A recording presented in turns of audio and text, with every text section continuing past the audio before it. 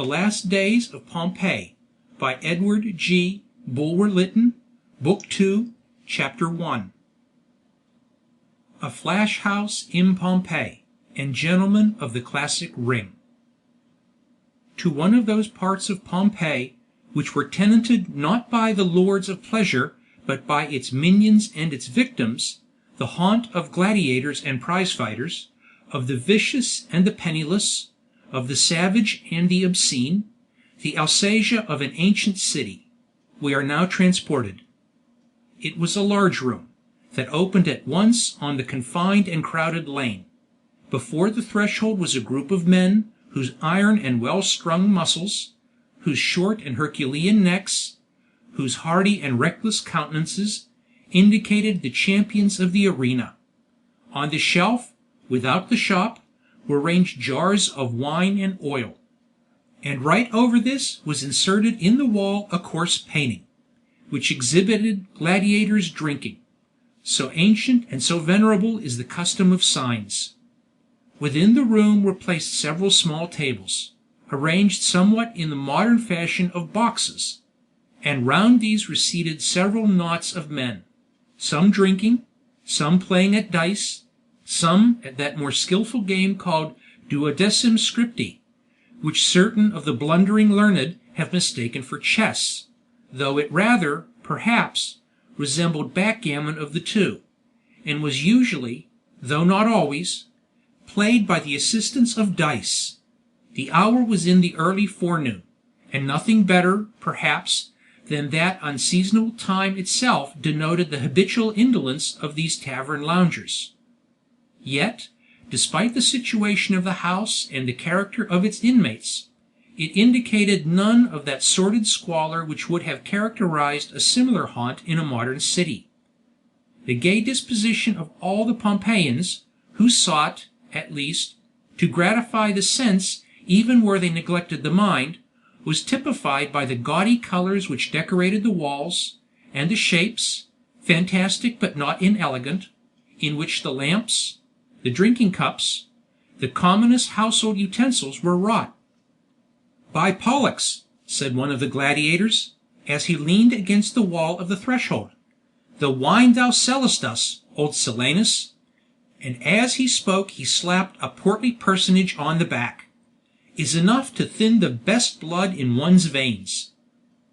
The man thus caressingly saluted, and whose bare arms, white apron, and keys and napkin tucked carelessly within his girdle, indicated him to be the host of the tavern, was already passing into the autumn of his years, but his form was still so robust and athletic that he might have shamed even the sinewy shapes beside him, save that the muscles had seeded, as it were, into flesh, that the cheeks were swelled and bloated, and the increasing stomach threw into shade the vast and massive chest which rose above it. "None of thy scurrilous blusterings with me," growled the gigantic landlord, in the gentle semi-roar of an insulted tiger. "My wine is good enough for a carcass which shall so soon soak the dust of the spolarium." "Croakest thou thus, old raven?" returned the gladiator, laughing scornfully. "Thou shalt live to hang thyself with despite when thou seest me win the palm crown. And when I get the purse at the amphitheatre, as I certainly shall, my first vow to Hercules shall be to forswear thee in thy vile potations evermore. Here to him, here to this modest Pyrgo Polynices, he has certainly served under Bombokides Clunis Stara Disarchides," cried the host. "Sporus? Niger? Tetrides? He declares he shall win the purse from you. Why, by the gods, each of your muscles is strong enough to stifle all his body, or I know nothing of the arena." "Ha!" said the gladiator, coloring with rising fury, "our lanista would tell a different story." "What story could he tell against me, vain Lydon?" said Tetrides, frowning. "Or me, who have conquered in 15 fights," said the gigantic Niger, stalking up to the gladiator. "Or me," grunted Sporus, with eyes of fire. "Tush!" said Lydon, folding his arms, and regarding his rivals with a reckless air of defiance. The time of trial will soon come. Keep your valor till then." "Aye, do," said the surly host, "and if I press down my thumb to save you, may the fates cut my thread." "Your rope, you mean," said Lydon, sneeringly. "Here's a sesterce to buy one." The Titan wine vendor seized the hand extended to him, and gripped it in so stern a vice that the blood spurted from the fingers' ends over the garments of the bystanders. They set up a savage laugh. "I will teach thee, young braggart, to play the Macedonian with me. I am no puny Persian, I warrant thee. What, man? Have I not fought 20 years in the ring, and never lowered my arms once? And have I not received the rod from the editor's own hand as a sign of victory, and as a grace to retirement on my laurels? And am I now to be lectured by a boy?" So saying, he flung the hand from him in scorn. Without changing a muscle, but with the same smiling face with which he had previously taunted mine host, did the gladiator brave the painful grip he had undergone. But no sooner was his hand released, than, crouching for one moment as the wildcat crouches, you might see his hair bristle on his head and beard, and with a fierce and shrill yell he sprang on the throat of the giant. With an impetus that threw him, vast and sturdy as he was, from his balance, and down. With a crash of a falling rock he fell, while over him fell also his ferocious foe. Our host, perhaps, had had no need of the rope so kindly recommended to him by Lydon, had he remained 3 minutes longer in that position. But, summoned to his assistance by the noise of his fall, a woman, who had hitherto kept in an inner apartment, rushed to the scene of battle. This new ally was in herself a match for the gladiator. She was tall, lean, and with arms that could give other than soft embraces. In fact, the gentle helpmate of Burbo the wine seller had, like himself, fought in the lists, nay, under the emperor's eye. And Burbo himself? Burbo, the unconquered in the field, according to report, now and then yielded the palm to his soft Stratonice. This sweet creature no sooner saw the imminent peril that awaited her worse half, than without other weapons than those with which nature had provided her, she darted upon the incumbent gladiator, and, clasping him round the waist with her long and snake-like arms, lifted him by a sudden wrench from the body of her husband, leaving only his hands still clinging to the throat of his foe. So we have seen a dog snatched by the hind legs from the strife with a fallen rival in the arms of some envious groom, so have we seen one half of him high in the air, passive and offenceless, while the other half, head, teeth, eyes, claws, seemed buried and engulfed in the mangled and prostrate enemy. Meanwhile, the gladiators, lapped, and pampered, and glutted upon blood, crowded delightedly round the combatants, their nostrils distended, their lips grinning, their eyes gloatingly fixed on the bloody throat of the one and the indented talons of the other. "Habet! He has got it! Habet!" cried they, with a sort of yell, rubbing their nervous hands. "Non habeo, ye liars! I have not got it!" shouted the host, as with a mighty effort he wrenched himself from those deadly hands, and rose to his feet, breathless, panting, lacerated, bloody, and fronting, with reeling eyes, the glaring look and grinning teeth of his baffled foe, now struggling, but struggling with disdain, in the grip of the sturdy Amazon. "Fair play!" cried the gladiators, 1 to 1, and, crowding round Lydon and the woman, they separated our pleasing host from his courteous guest. But Lydon, feeling ashamed at his present position, and endeavoring in vain to shake off the grasp of the virago, slipped his hand into his girdle, and drew forth a short knife. So menacing was his look, so brightly gleamed the blade, that Stratonice, who was used only to that fashion of battle which we moderns call pugilistic, started back in alarm. "O gods!" cried she, "the ruffian! He has concealed weapons! Is that fair? Is that like a gentleman and a gladiator?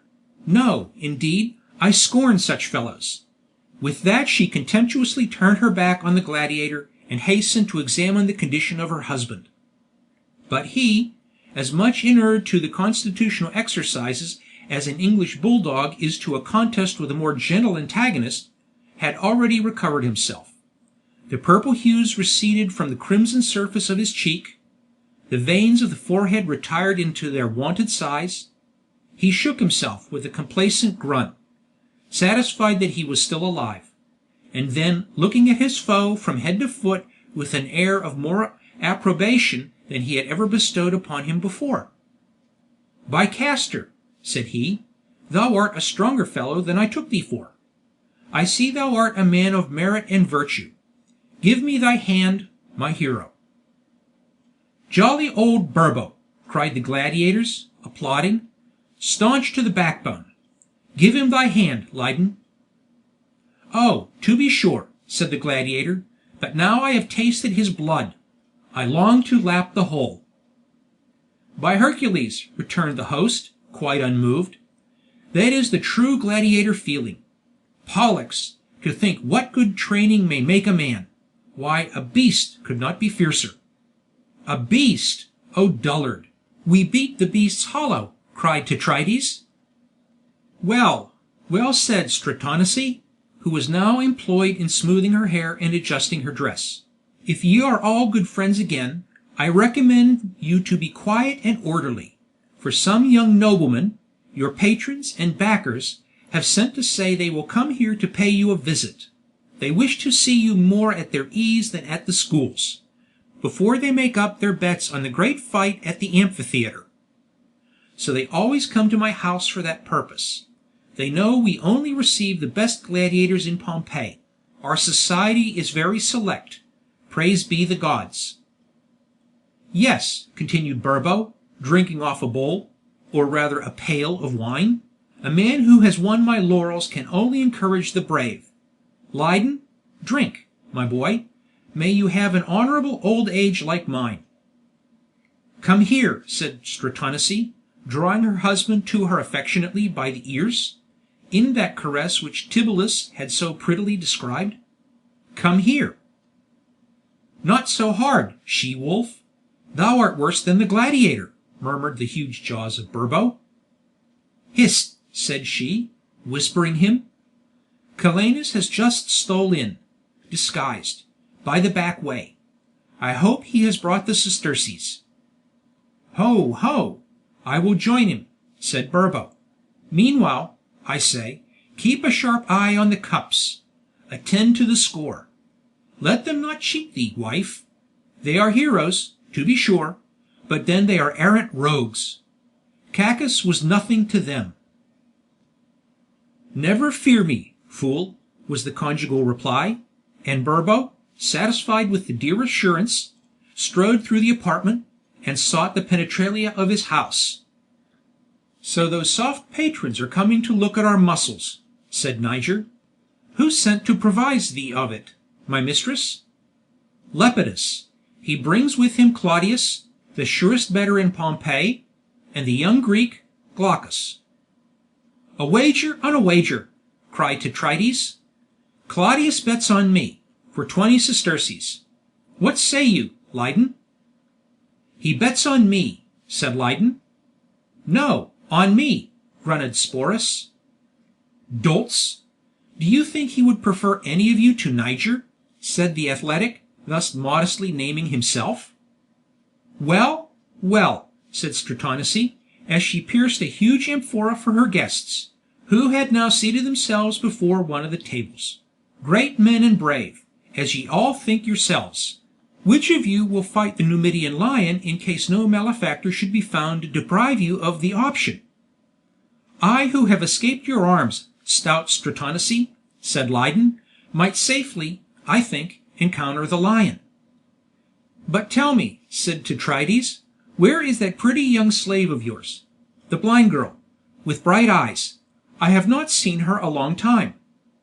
"Oh, she is too delicate for you, my son of Neptune," said the hostess, "and too nice even for us, I think. We send her into town to sell flowers and sing to the ladies. She makes us more money so than she would by waiting on you. Besides, she has often other employments which lie under the rose." "Other employments?" said Niger. "Why, she is too young for them." "Silence, beast," said Stratonice. "You think there is no play but the Corinthian. If Nydia were twice the age she is at present, she would be equally fit for Vesta, poor girl." "But, hark ye, Stratonice," said Lydon, "how didst thou come by so gentle and delicate a slave? She were more meet for the handmaid of some rich matron of Rome than for thee." "That is true," returned Stratonice, "and some day or other I shall make my fortune by selling her. How came I by Nydia, thou askest?" "I. Why, thou seest, my slave Staphyla, thou rememberest Staphyla, Niger?" "Ay, a large-handed wench, with a face like a comic mask. How should I forget her, by Pluto, whose handmaid she doubtless is at this moment." "Tush, brute! Well, Staphyla died one day, and a great loss she was to me, and I went to the market to buy me another slave. But, by the gods, they were all grown so dear since I had bought poor Staphyla, and money was so scarce, that I was about to leave the place in despair, when a merchant plucked me by the robe. "Mistress," said he, "dost thou want a slave cheap? I have a child to sell, a bargain. She is but little, and almost an infant, it is true, but she is quick and quiet, docile and clever, sings well, and is of good blood, I assure you." "Of what country?" said I. "Thessalian."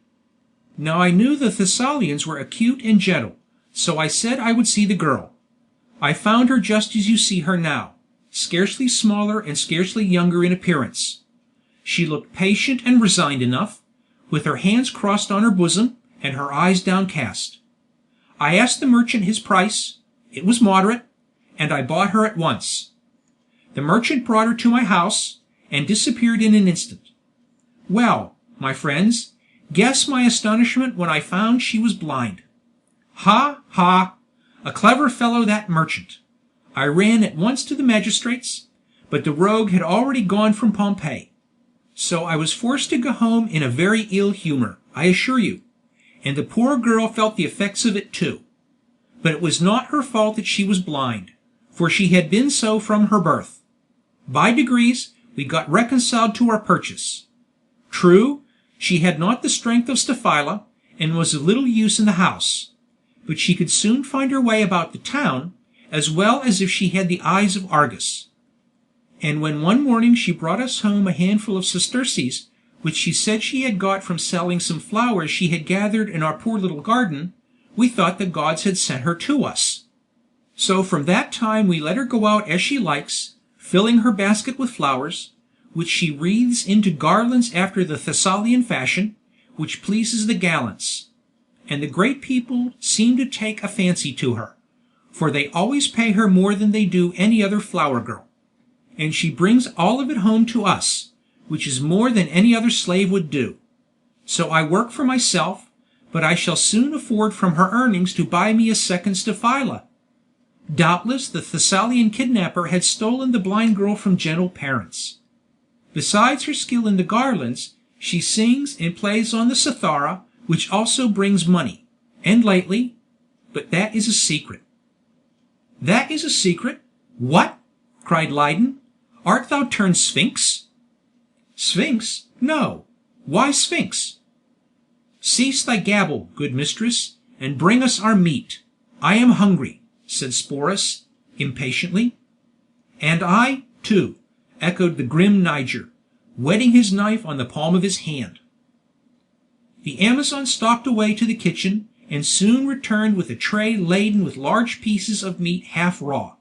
For so, as now, did the heroes of the prize fight imagine they best sustained their hardihood and ferocity, they drew round the table with the eyes of famished wolves.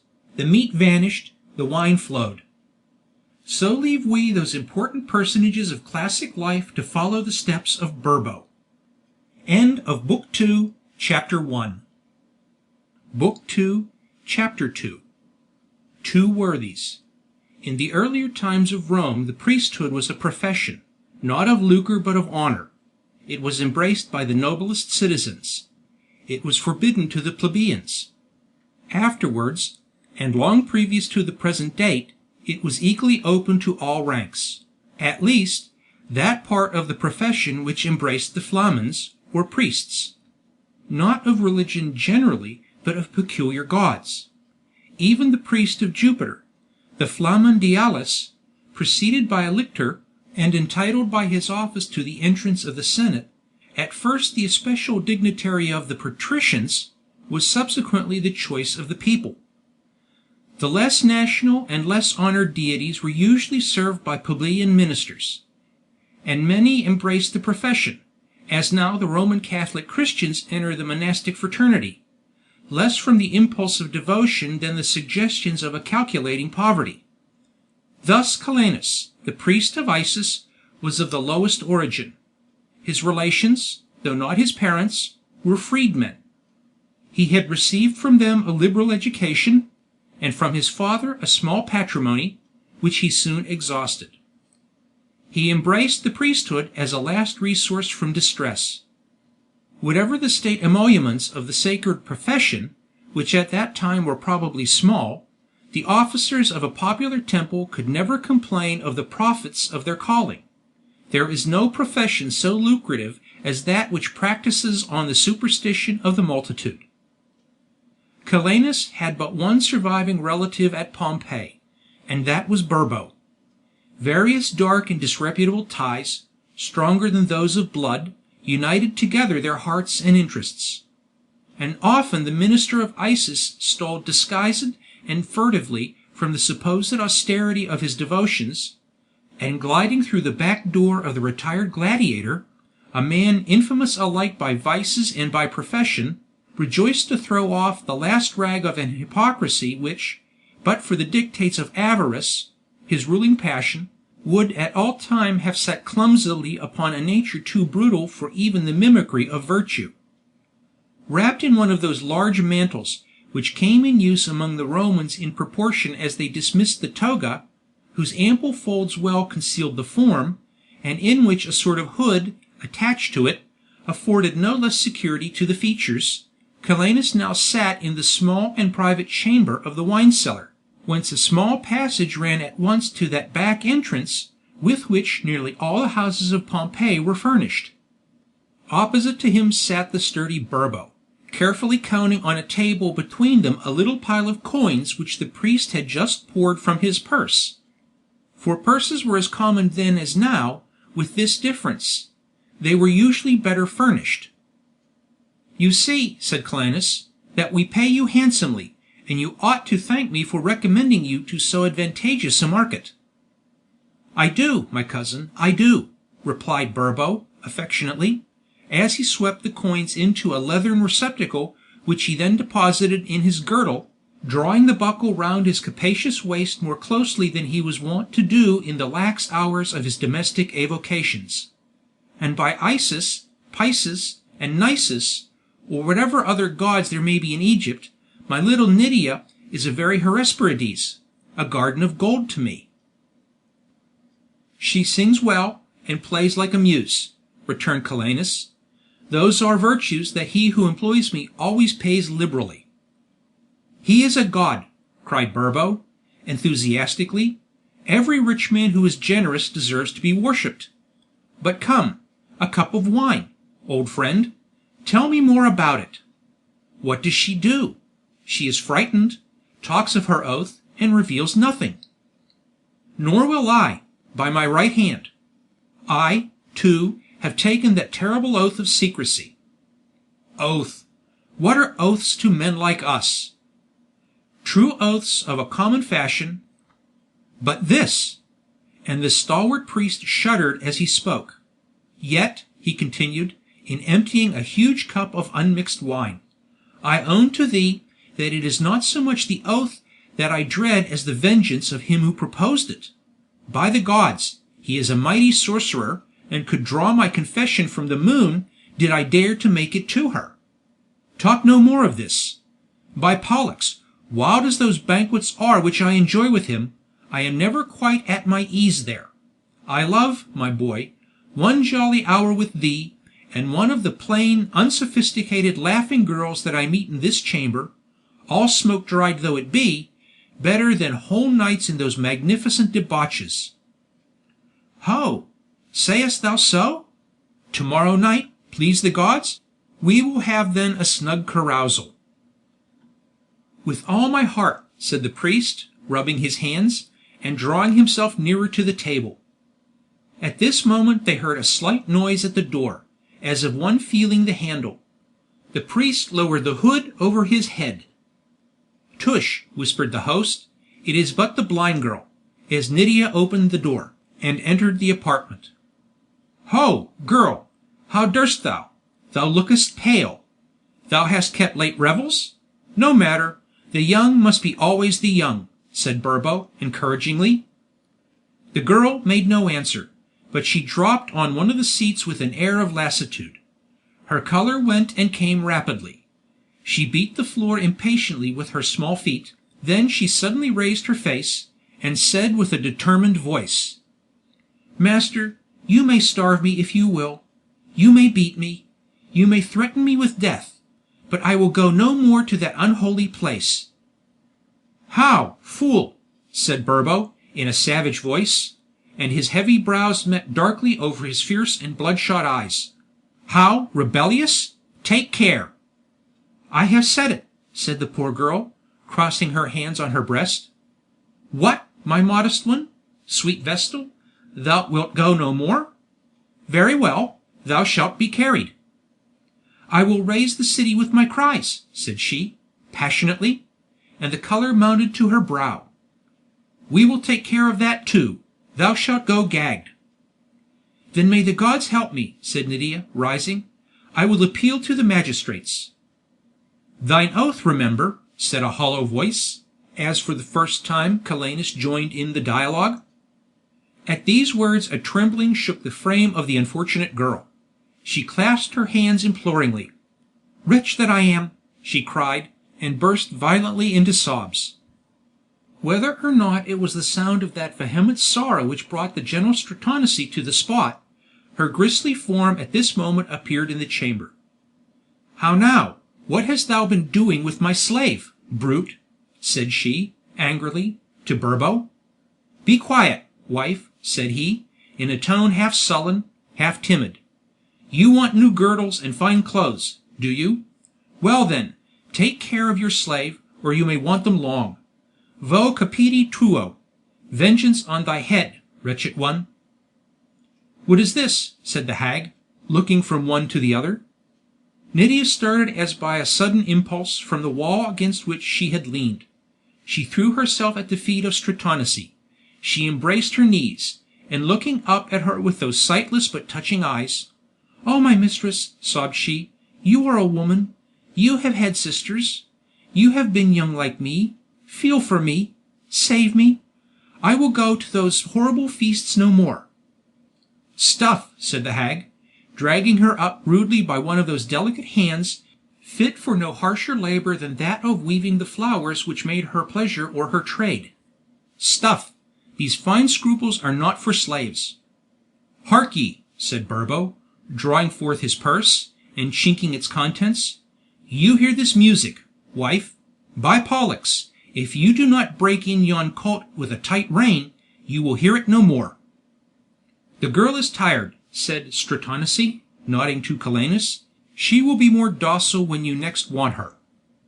You, who is here?" cried Nydia, casting her eyes round the apartment with so fearful and straining a survey, that Calenus rose in alarm from his seat. "She must see with those eyes," muttered he. "Who is here? Speak, in heaven's name. Ah, if you were blind like me, you would be less cruel," said she, and she again burst into tears. "Take her away," said Burbo, impatiently. "I hate these whimperings." "Come," said Stratonice, pushing the poor child by the shoulders. Nydia drew herself aside, with an air to which resolution gave dignity. "Hear me," she said. "I have served you faithfully, I who was brought up. Ah, my mother, My poor mother, didst thou dream that I should come to this?" She dashed the tear from her eyes, and proceeded, "Command me in aught else, and I will obey. But I tell you now, hard, stern, inexorable as you are, I tell you that I will go there no more. Or, if I am forced there, that I will implore the mercy of the praetor himself. I have said it. Hear me, ye gods, I swear." The hag's eyes glowed with fire. She seized the child by the hair with one hand, and raised on high the other, that formidable right hand, the least blow of which seemed capable to crush the frail and delicate form that trembled in her grasp. That thought itself appeared to strike her, for she suspended the blow, changed her purpose, and dragged Nydia to the wall, seized from a hook a rope, often, alas, applied to a similar purpose, and the next moment the agonized shrieks of the blind girl rang piercingly through the house. End of Book 2, Chapter 2. Book 2, Chapter 3. Glaucus makes a purchase that afterwards costs him dear.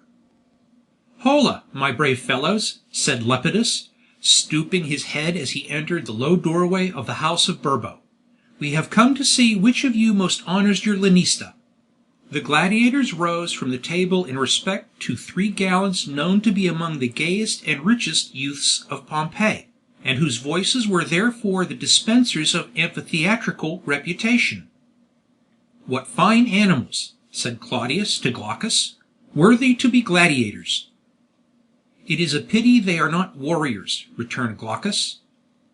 A singular thing it was to see the dainty and fastidious Lepidus, whom in a banquet a ray of daylight seemed to blind, whom in the bath a breeze of air seemed to blast, in whom nature seemed twisted and perverted from every natural impulse, and curdled into one dubious thing of effeminacy and art, a singular thing it was to see this Lepidus, now all eagerness, and energy, and life, patting the vast shoulders of the gladiators with a blanched and girlish hand, feeling with a mincing grip their great brawn and iron muscles, all lost in calculating admiration at that manhood which he had spent his life in carefully banishing from himself. So we have seen at this day the beardless flutterers of the saloons of London thronging round the heroes of the Fives Court, so have we seen them admire, and gaze, and calculate a bet, so we have seen them meet together, in ludicrous yet in melancholy assemblage, the 2 extremes of civilized society, the patrons of pleasure and its slaves, vilest of all slaves, at once ferocious and mercenary, male prostitutes, who sell their strength as women their beauty, beasts in act, but baser than beasts in motive, for the last, at least, do not mangle themselves for money. "Ha, Niger, how will you fight?" said Lepidus, "and with whom?" "Sporus challenges me," said the grim giant. "We shall fight to the death, I hope." "Ah, to be sure," grunted Sporus, with a twinkle of his small eye. "He takes the sword, I the net and the trident. It will be rare sport. I hope the survivor will have enough to keep up the dignity of the crown." "Never fear, we'll fill the purse, my Hector," said Claudius.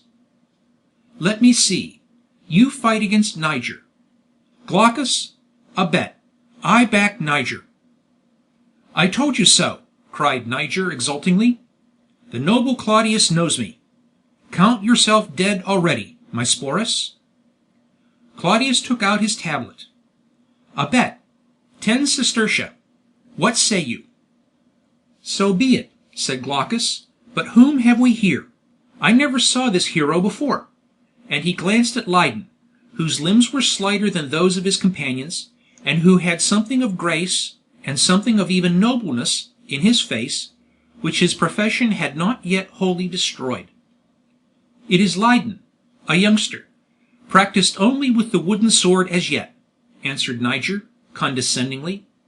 "But he has the true blood in him, and has challenged Tetrides." "He challenged me," said Lydon. "I accept the offer."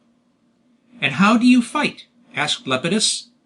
"Chut, my boy, Wait a while before you contend with Tetrides." Lydon smiled disdainfully. "Is he a citizen or a slave?" said Claudius. "A citizen. We are all citizens here," quoth Niger. "Stretch out your arm, my Lydon," said Lepidus, with the air of a connoisseur. The gladiator, with a significant glance at his companions, extended an arm which, if not so huge in its girth as those of his comrades, was so firm in its muscles, so beautifully symmetrical in its proportions, that the three visitors uttered simultaneously an admiring exclamation. "Well, man, what is your weapon?" said Claudius, tablet in hand. "We are to fight first with the cestus. Afterwards, if both survive, with swords," returned Tetrides, sharply, and with an envious scowl. "With the cestus!" cried Glaucus. "There you are wrong, Lydon. The cestus is the Greek fashion. I know it well. You should have encouraged flesh for that contest. You are far too thin for it. Avoid the cestus." "I cannot," said Lydon. "And why?" "I have said, because he has challenged me." "But he will not hold you to the precise weapon." "My honor holds me," returned Lydon, proudly. "I bet on Tetrides, 2-1 at the cestus," said Claudius. "Shall it be, Lepidus? Even betting with swords?" "If you give me 3-1, I will not take the odds," said Lepidus. "Lydon will never come to the swords. You are mighty courteous." "What say you, Glaucus?" said Claudius. "I will take the odds 3-1. 10 sestertia to 30. "Yes." Claudius wrote the bet in his book. "Pardon me, noble sponsor mine," said Lydon, in a low voice to Glaucus, "but how much think you the victor will gain?" "How much? Why, perhaps 7 sestertia." "You are sure it will be as much?" "At least. But out on you. A Greek would have thought of the honor, and not the money. O Italians! Everywhere ye are Italians." A blush mantled over the bronzed cheek of the gladiator. "Do not wrong me, noble Glaucus. I think of both, but I should never have been a gladiator but for the money." "Base! Mayest thou fall! A miser never was a hero." "I am not a miser," said Lydon, haughtily, and he withdrew to the other end of the room. "But I don't see Burbo. Where is Burbo? I must talk with Burbo," cried Claudius. "He is within," said Niger, pointing to the door at the extremity of the room. "And Stratonice, the brave old lass, where is she?" quoth Lepidus. "Why, she was here just before you entered, but she heard something that displeased her yonder and vanished. Pollux, old Burbo had perhaps caught hold of some girl in the back room. I heard a female's voice crying out, 'The old dame is as jealous as Juno.'" "Ho! Excellent!" cried Lepidus, laughing. "Come, Claudius, let us go shares with Jupiter. Perhaps he has caught a Leda." At this moment a loud cry of pain and terror startled the group. "Oh, spare me! Spare me! I am but a child. I am blind. Is not that punishment enough?" "Oh, Pallas, I know that voice. It is my poor flower girl!" exclaimed Glaucus, and he darted at once into the quarter whence the cry rose. He burst the door. He beheld Nydia writhing in the grasp of the infuriated hag. The cord, already dabbled with blood, was raised in the air. It was suddenly arrested. "Fury!" said Glaucus, and with his left hand he caught Nydia from her grasp. "How dare you use thus a girl, one of your own sex, a child? My Nydia, my poor infant!" "Oh, is that you? Is that Glaucus?" exclaimed the flower girl, in a tone of almost transport. The tears stood arrested on her cheek. She smiled. She clung to his breast. She kissed his robe as she clung. "And how dare you, pert stranger, interfere between a free woman and her slave? By the gods, despite your fine tunic and your filthy perfumes, I doubt whether you are even a Roman citizen, my mannikin." "Fair words, mistress, fair words," said Claudius, now entering with Lepidus. "This is my friend and sworn brother. He must be put under shelter of your tongue, sweet one. It rains stones." "Give me my slave!" shrieked the virago, placing her mighty grasp on the breast of the Greek. "Not if all your sister Furies could help you," answered Glaucus. "Fear not, sweet Nydia, an Athenian never forsook distress." "Hola!" said Burbo, rising reluctantly. "What turmoil is all this about a slave? Let go the young gentleman, wife, let him go! For his sake the pert thing shall be spared this once." So saying, he drew, or rather dragged off, his ferocious helpmate. "Methought when we entered," said Claudius, "there was another man present." "He is gone." For the priest of Isis had indeed thought it high time to vanish. "Oh, a friend of mine, a brother Cupman, a quiet dog who does not love these snarlings," said Burbo, carelessly. "But go, child, you will tear the gentleman's tunic if you cling to him so tight. Go, you are pardoned." "Oh, do not forsake me," cried Nydia, clinging yet closer to the Athenian. Moved by her forlorn situation, her appeal to him, her own innumerable and touching graces, the Greek seated himself on one of the rude chairs. He held her on his knees. He wiped the blood from her shoulders with his long hair. He kissed the tears from her cheeks. He whispered to her 1,000 of those soothing words with which we calm the grief of a child. And so beautiful did he seem in his gentle and consoling task, that even the fierce heart of Stratonice was touched. His presence seemed to shed light over that base and obscene haunt. Young, beautiful, glorious, he was the emblem of all that the earth made most happy, comforting one that the earth had abandoned. "Well, who could have thought that our blind Nydia had been so honored?" said the virago, wiping her heated brow. Glaucus looked up at Burbo. "My good man," said he, "this is your slave. She sings well. She is accustomed to the care of flowers. I wish to make a present of such a slave to a lady. Will you sell her to me?" As he spoke he felt the whole frame of the poor girl tremble with delight. She started up. She put her dishevelled hair from her eyes.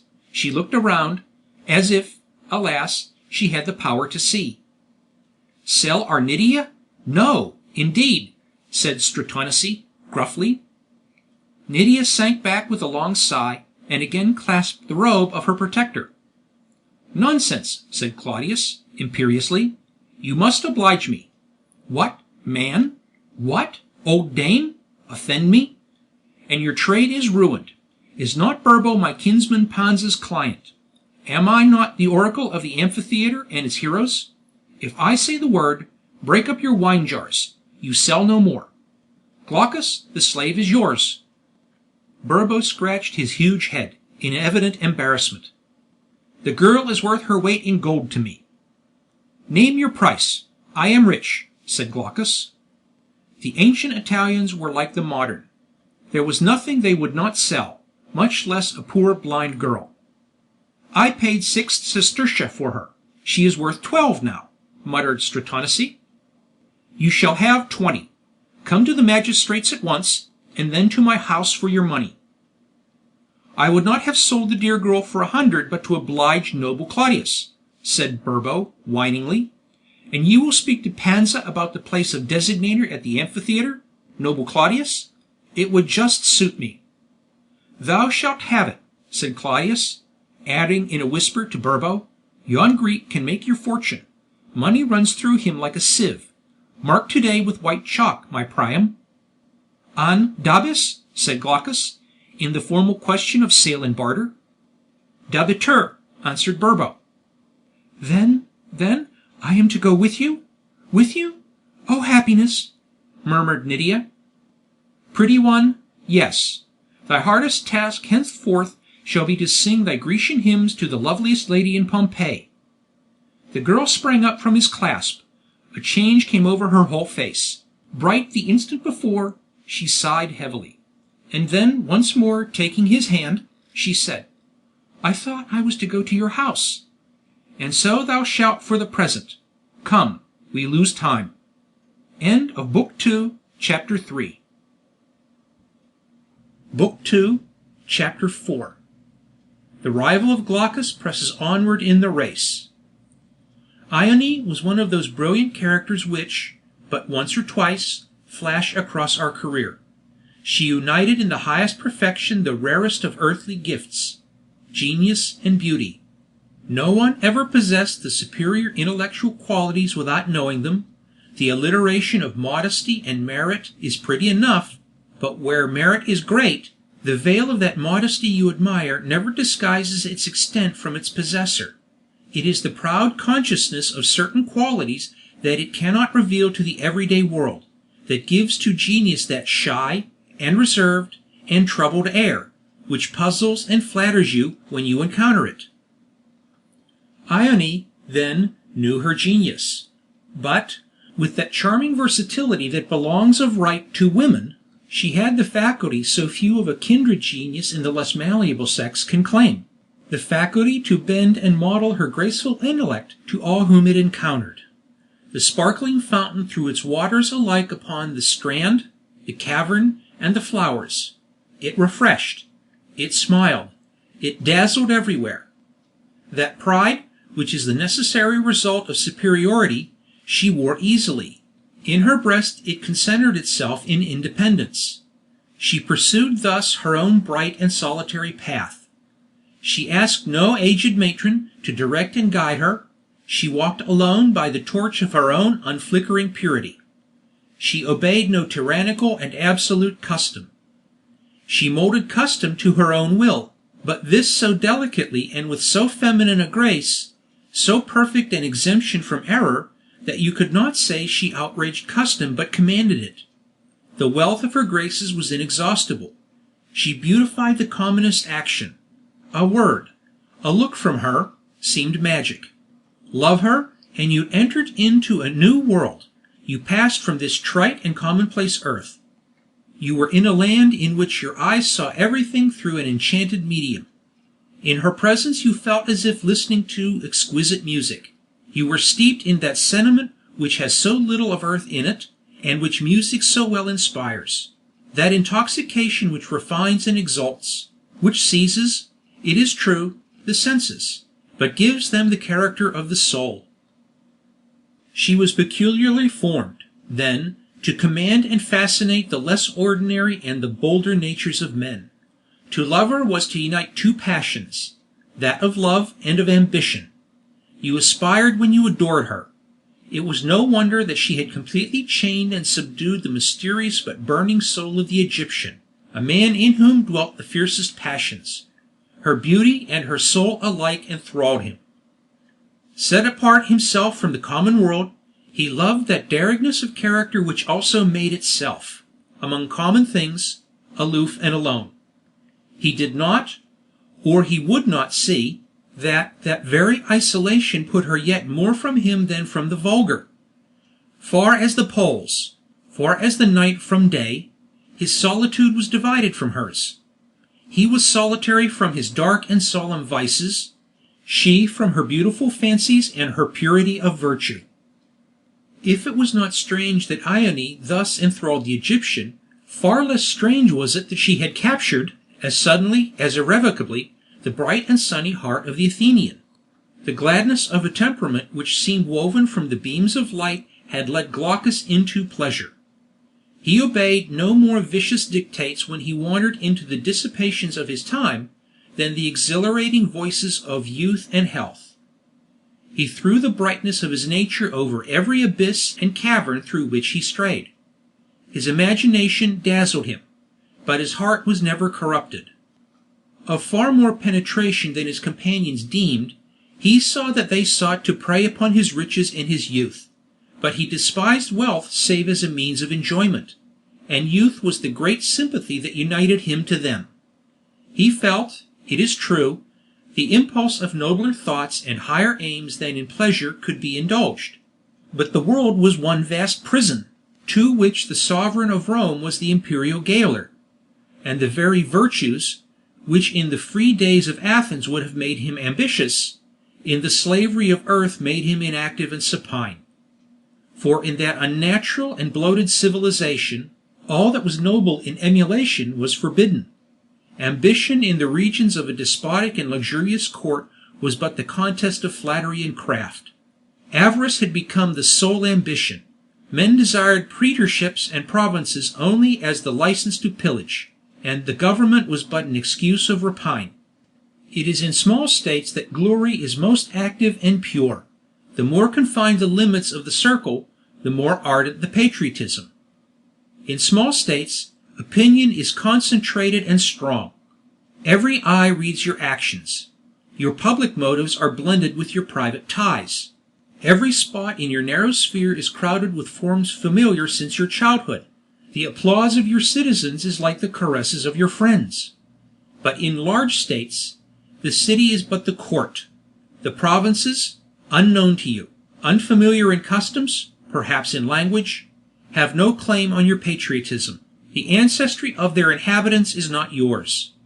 In the court you desire favor instead of glory. At a distance from the court, public opinion is vanished from you, and self-interest has no counterpoise. Italy, Italy, while I write, your skies are over me, your seas flow beneath my feet. Listen not to the blind policy which would unite all your crested cities, mourning for their republics, into one empire. False, pernicious delusion. Your only hope of regeneration is in division. Florence, Milan, Venice, Genoa may be free once more if each is free. But dream not of freedom for the whole while you enslave the parts. The heart must be the center of the system.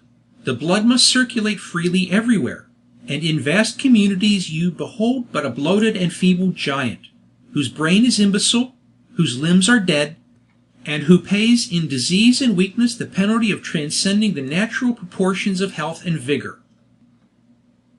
Thus, thrown back upon themselves, the more ardent qualities of Glaucus found no vent, save in that overflowing imagination which gave grace to pleasure, and poetry to thought. Ease was less despicable than contention with parasites and slaves, and luxury could yet be refined though ambition could not be ennobled. But all that was best and brightest in his soul woke at once when he knew Ione. Here was an empire, worthy of demigods to attain. Here was a glory, which the reeking smoke of a foul society could not soil or dim.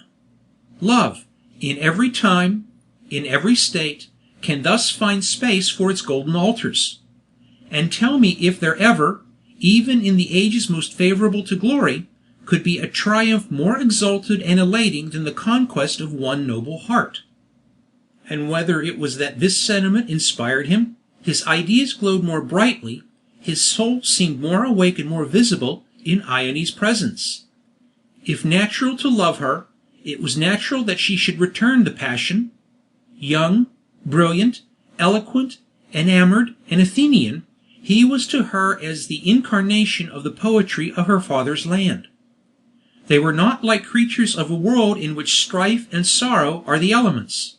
They were like the things to be seen only in the holiday of nature. So glorious and so fresh were their youth, their beauty, and their love. They seemed out of place in the harsh and everyday earth. They belonged of right to the Saturnian age, and the dreams of demigod and nymph. It was as if the poetry of life gathered and fed itself in them, and in their hearts were concentrated the last rays of the sun of Delos and of Greece. But if Ione was independent in her choice of life, so was her modest pride proportionably vigilant and easily alarmed. The falsehood of the Egyptian was invented by a deep knowledge of her nature.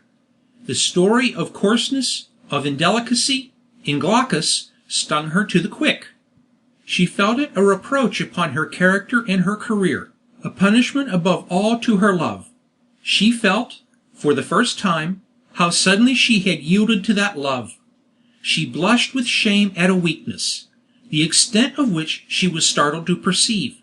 She imagined it was a weakness which had incurred the contempt of Glaucus. She endured the bitterest curse of noble natures, humiliation. Yet her love, perhaps, was no less alarmed than her pride. If one moment she murmured reproaches upon Glaucus, if one moment she renounced, she almost hated him, at the next she burst into passionate tears. Her heart yielded to its softness, and she said in the bitterest of anguish, "He despises me. He does not love me." From the hour the Egyptian had left her she had retired to her most secluded chamber. She had shut out her handmaids. She had denied herself to the crowds that besieged her door. Glaucus was excluded with the rest. He wondered, but he guessed not why.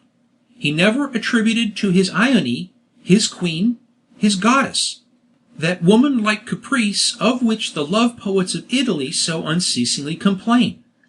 He imagined her, in the majesty of her candor, above all the arts of torture. He was troubled, but his hopes were not dimmed, for he knew already that he was loved and beloved. What more could he desire as an amulet against fear? At deepest night, then, when the streets were hushed, and the high moon only beheld his devotions, he stole to that temple of his heart, her home, and wooed her after the beautiful fashion of his country. He covered her threshold with the richest garlands, in which every flower was a volume of sweet passion, and he charmed the long summer night with the sound of the Lydian lute, and verses, which the inspiration of the moment sufficed to weave. But the window above opened not. No smile made yet more holy the shining air of night. All was still and dark. He knew not if his verse was welcome and his suit was heard. Yet Ione slept not, nor disdained to hear. Those soft strains ascended to her chamber. They soothed, they subdued her. While she listened, she believed nothing against her lover. But when they were stilled at last, and his step departed, the spell ceased. And, in the bitterness of her soul, she almost conceived in that delicate flattery a new affront. I said she was denied to all, but there was one exception. There was one person who would not be denied, assuming over her actions and her house something like the authority of a parent. Arbaces, for himself, claimed an exemption from all the ceremonies observed by others. He entered the threshold with the license of one who feels that he is privileged and at home. He made his way to her solitude, and with that sort of quiet and unapologetic air which seemed to consider the right as being a thing of course. With all the independence of Ione's character, his heart had enabled him to obtain a secret and powerful control over her mind. She could not shake it off. Sometimes she desired to do so, but she never actively struggled against it. She was fascinated by his serpent eye. He arrested, he commanded her, by the magic of a mind long accustomed to awe and to subdue. Utterly unaware of his real character or his hidden love, she felt for him the reverence which genius feels for wisdom, and virtue for sanctity. She regarded him as one of those mighty sages of old, who attained to the mysteries of knowledge by an exemption from the passions of their kind. She scarcely considered him as a being, like herself, of the earth, but as an oracle at once dark and sacred. She did not love him, but she feared. His presence was unwelcome to her. It dimmed her spirit even in its brightest mood. He seemed, with his chilling and lofty aspect, like some eminence which casts a shadow over the sun. But she never thought of forbidding his visits. She was passive under the influence which created in her breast, not the repugnance, but something of the stillness of terror. Arbaces himself now resolved to exert all his arts to possess himself of that treasure he so burningly coveted. He was cheered and elated by his conquests over her brother. From the hour in which Arbaces fell beneath the voluptuous sorcery of that feat which we have described, he felt his empire over the young priest triumphant and ensured. He knew that there is no victim so thoroughly subdued as a young and fervent man for the first time delivered to the thraldom of the senses.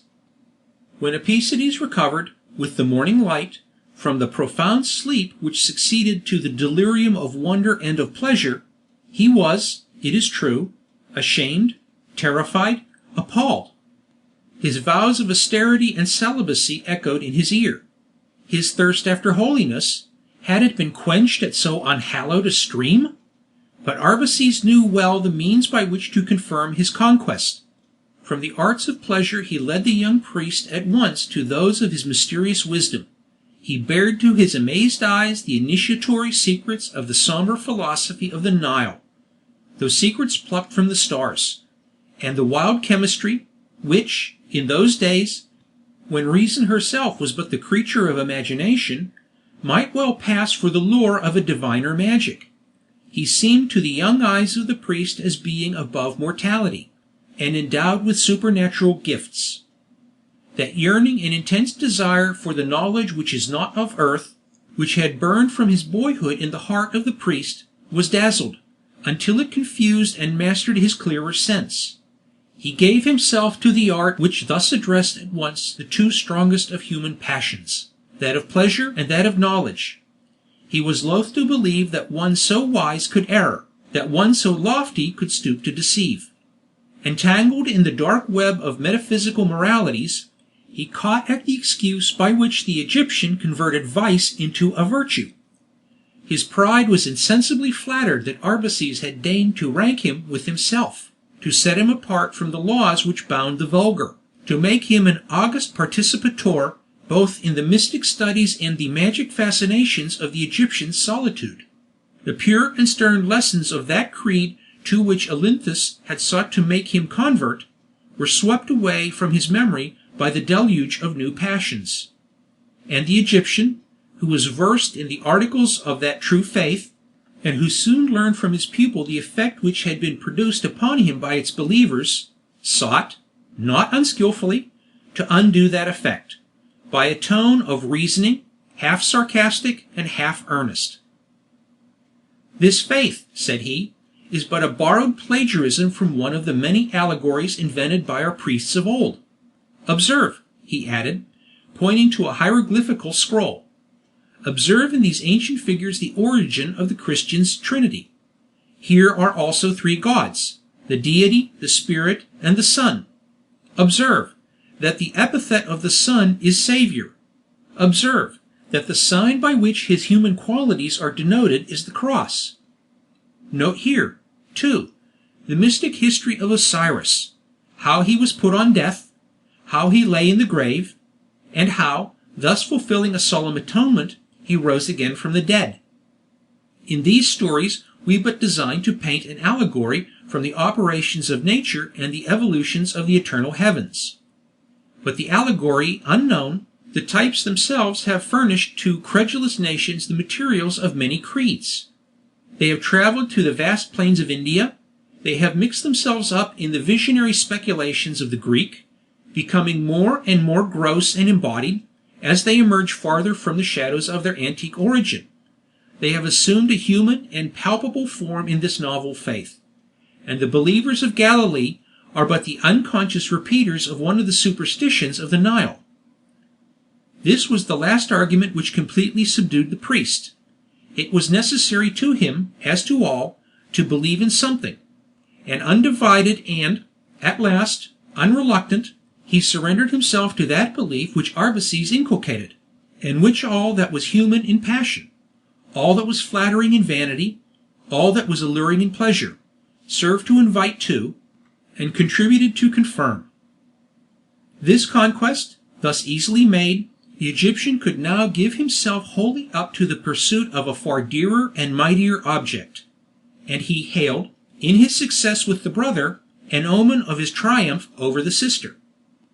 He had seen Ione on the day following the revel which we have witnessed, and which was also the day after he had poisoned her mind against his rival. The next day, and the next, he saw her also, and each time he laid himself out with consummate art, partly to confirm her impression against Glaucus, and principally to prepare her for the impressions he desired her to receive. The proud Ione took care to conceal the anguish she endured, and the pride of woman has an hypocrisy which can deceive the most penetrating and shame the most astute. But Arbaces was no less cautious not to recur to a subject which he felt it was most politic to treat as of the lightest importance.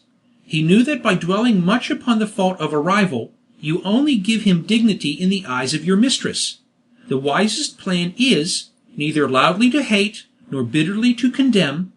The wisest plan is to lower him by an indifference of tone, as if you could not dream that he could be loved. Your safety is in concealing the wound to your own pride, and imperceptibly alarming that of the empire, whose voice is fate. Such, in all times, will be the policy of one who knows the science of the sex. It was now the Egyptians. He recurred no more, then, to the presumption of Glaucus. He mentioned his name, but not more often than that of Claudius or of Lepidus. He affected to class them together as things of a low and ephemeral species, as things wanting nothing of the butterfly, save its innocence and its grace. Sometimes he slightly alluded to some invented debauch, in which he declared them companions. Sometimes he adverted to them as the antipodes of those lofty and spiritual natures, to whose order that of Ione belonged. Blinded alike by the pride of Ione, and, perhaps, by his own, he dreamed not that she already loved, but he dreaded lest she might have formed for Glaucus the first fluttering prepossessions that lead to love. And, secretly, he ground his teeth in rage and jealousy when he reflected on the youth, the fascinations, and the brilliancy of that formidable rival whom he pretended to undervalue. It was on the 4th day from the date of the close of the previous book that Arbaces and Ione sat together. "You wear your veil at home," said the Egyptian. "That is not fair to those whom you honor with your friendship." "But to Arbaces," answered Ione, who, indeed, had cast the veil over her features to conceal eyes red with weeping. "To Arbaces, who looks only to the mind, what matters it that the face is concealed?" "I do look only to the mind," replied the Egyptian. "Show me then your face, for there I shall see it." "You grow gallant in the air of Pompeii," said Ione, with a forced tone of gaiety. "Do you think, fair Ione, that it is only at Pompeii that I have learned to value you?" The Egyptian's voice trembled. He paused for a moment, and then resumed. "There is a love, beautiful Greek, which is not the love only of the thoughtless and the young. There is a love which sees not with the eyes, which hears not with the ears, but in which soul is enamored of soul. The countrymen of thy ancestors, the cave-nursed Plato, dreamed of such a love. His followers have sought to imitate it, but it is a love that is not for the herd to echo. It is a love that only high and noble natures can conceive. It hath nothing in common with the sympathies and ties of coarse affection. Wrinkles do not revolt it. Homeliness of feature does not deter. It asks youth, it is true, but it asks it only in the freshness of the emotions. It asks beauty, it is true, but it is the beauty of the thought and of the spirit. Such is the love, O Ione, that is a worthy offering to thee from the cold and the austere. Austere and cold thou deemest me. Such is the love that I venture to lay upon thy shrine. Thou canst receive it without a blush. "And its name is friendship?" replied Ione. Her answer was innocent, yet it sounded like the reproof of one conscious of the design of the speaker. "Friendship," said Arbaces, vehemently. "No, that is a word too often profaned to apply to a sentiment so sacred. Friendship, it is a tie that binds fools and profligates. Friendship, it is the bond that unites the frivolous hearts of a Glaucus and a Claudius. Friendship? No, that is an affection of earth, of vulgar habits and sordid sympathies. The feeling of which I speak is borrowed from the stars. It partakes of that mystic and ineffable yearning which we feel when we gaze on them. It burns, yet it purifies. It is the lamp of naphtha in the alabaster vase, glowing with the fragrant odorous, but shining only through the purest vessels. No, it is not love, and it is not friendship, that Arbaces feels for Ione. Give it no name. Earth has no name for it. It is not of earth. Why debase it with earthly epithets and earthly associations?" Never before had Arbaces ventured so far, yet he felt his ground step by step. He knew that he uttered a language which, if at this day of affected Platonisms it could speak unequivocally to the ears of beauty, was at the same time strange and unfamiliar to which no precise idea could be attached, from which he could imperceptibly advance or recede, as occasion suited, as hope encouraged or fear deterred. Ione trembled, though she knew not why. Her veil hid her features, and masked an expression, which, if seen by the Egyptian, would have at once damped and enraged him. In fact, he never was more displeasing to her. The harmonious modulation of the most suasive voice that ever disguised unhallowed thought fell discordantly on her ear. Her whole soul was still filled with the image of Glaucus, and the accent of tenderness from another only revolted and dismayed. Yet she did not conceive that any passion more ardent than that of Platonism which Arbaces expressed lurked beneath his words. She thought that he, in truth, spoke only of the affection and sympathy of the soul. But was it not precisely that affection and that sympathy which had made a part of those emotions she felt for Glaucus? And could any other footstep than his approach the haunted adytum of her heart? Anxious at once to change the conversation, she replied, therefore, with a cold and indifferent voice, "Whomsoever Arbaces honors with the sentiment of esteem, it is natural that his elevated wisdom should color that sentiment with its own hues. It is natural that his friendship should be purer than that of others, whose pursuits and errors he does not deign to share. But tell me, Arbaces, hast thou seen my brother of late? He has not visited me for several days, and when I last saw him his manner was disturbed and alarmed me much. I fear lest he was too precipitate in the severe choice that he adopted, and that he repents an irrevocable step." "Be cheered, Ione," replied the Egyptian. "It is true that, some little time since he was troubled and sad of spirit. Those doubts beset him which were likely to haunt one of that fervent temperament, which ever ebbs and flows, and vibrates between excitement and exhaustion. But he, Ione, he came to me his anxieties and his distress. He sought one who pitied me and loved him. I have calmed his mind, I have removed his doubts. I have taken him from the threshold of wisdom into its temple, and before the majesty of the goddess his soul is hushed and soothed. Fear not, he will repent no more. They who trust themselves to Arbaces never repent but for a moment." "You rejoice me," answered Ione. "My dear brother, in his contentment I am happy." The conversation then turned upon lighter subjects. The Egyptian exerted himself to please. He condescended even to entertain.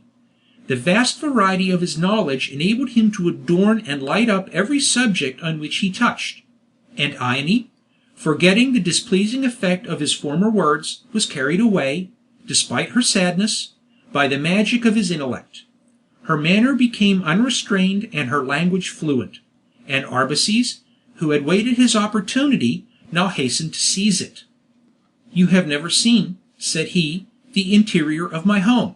It may amuse you to do so. It contains some rooms that may explain to you what you have often asked me to describe, the fashion of an Egyptian house.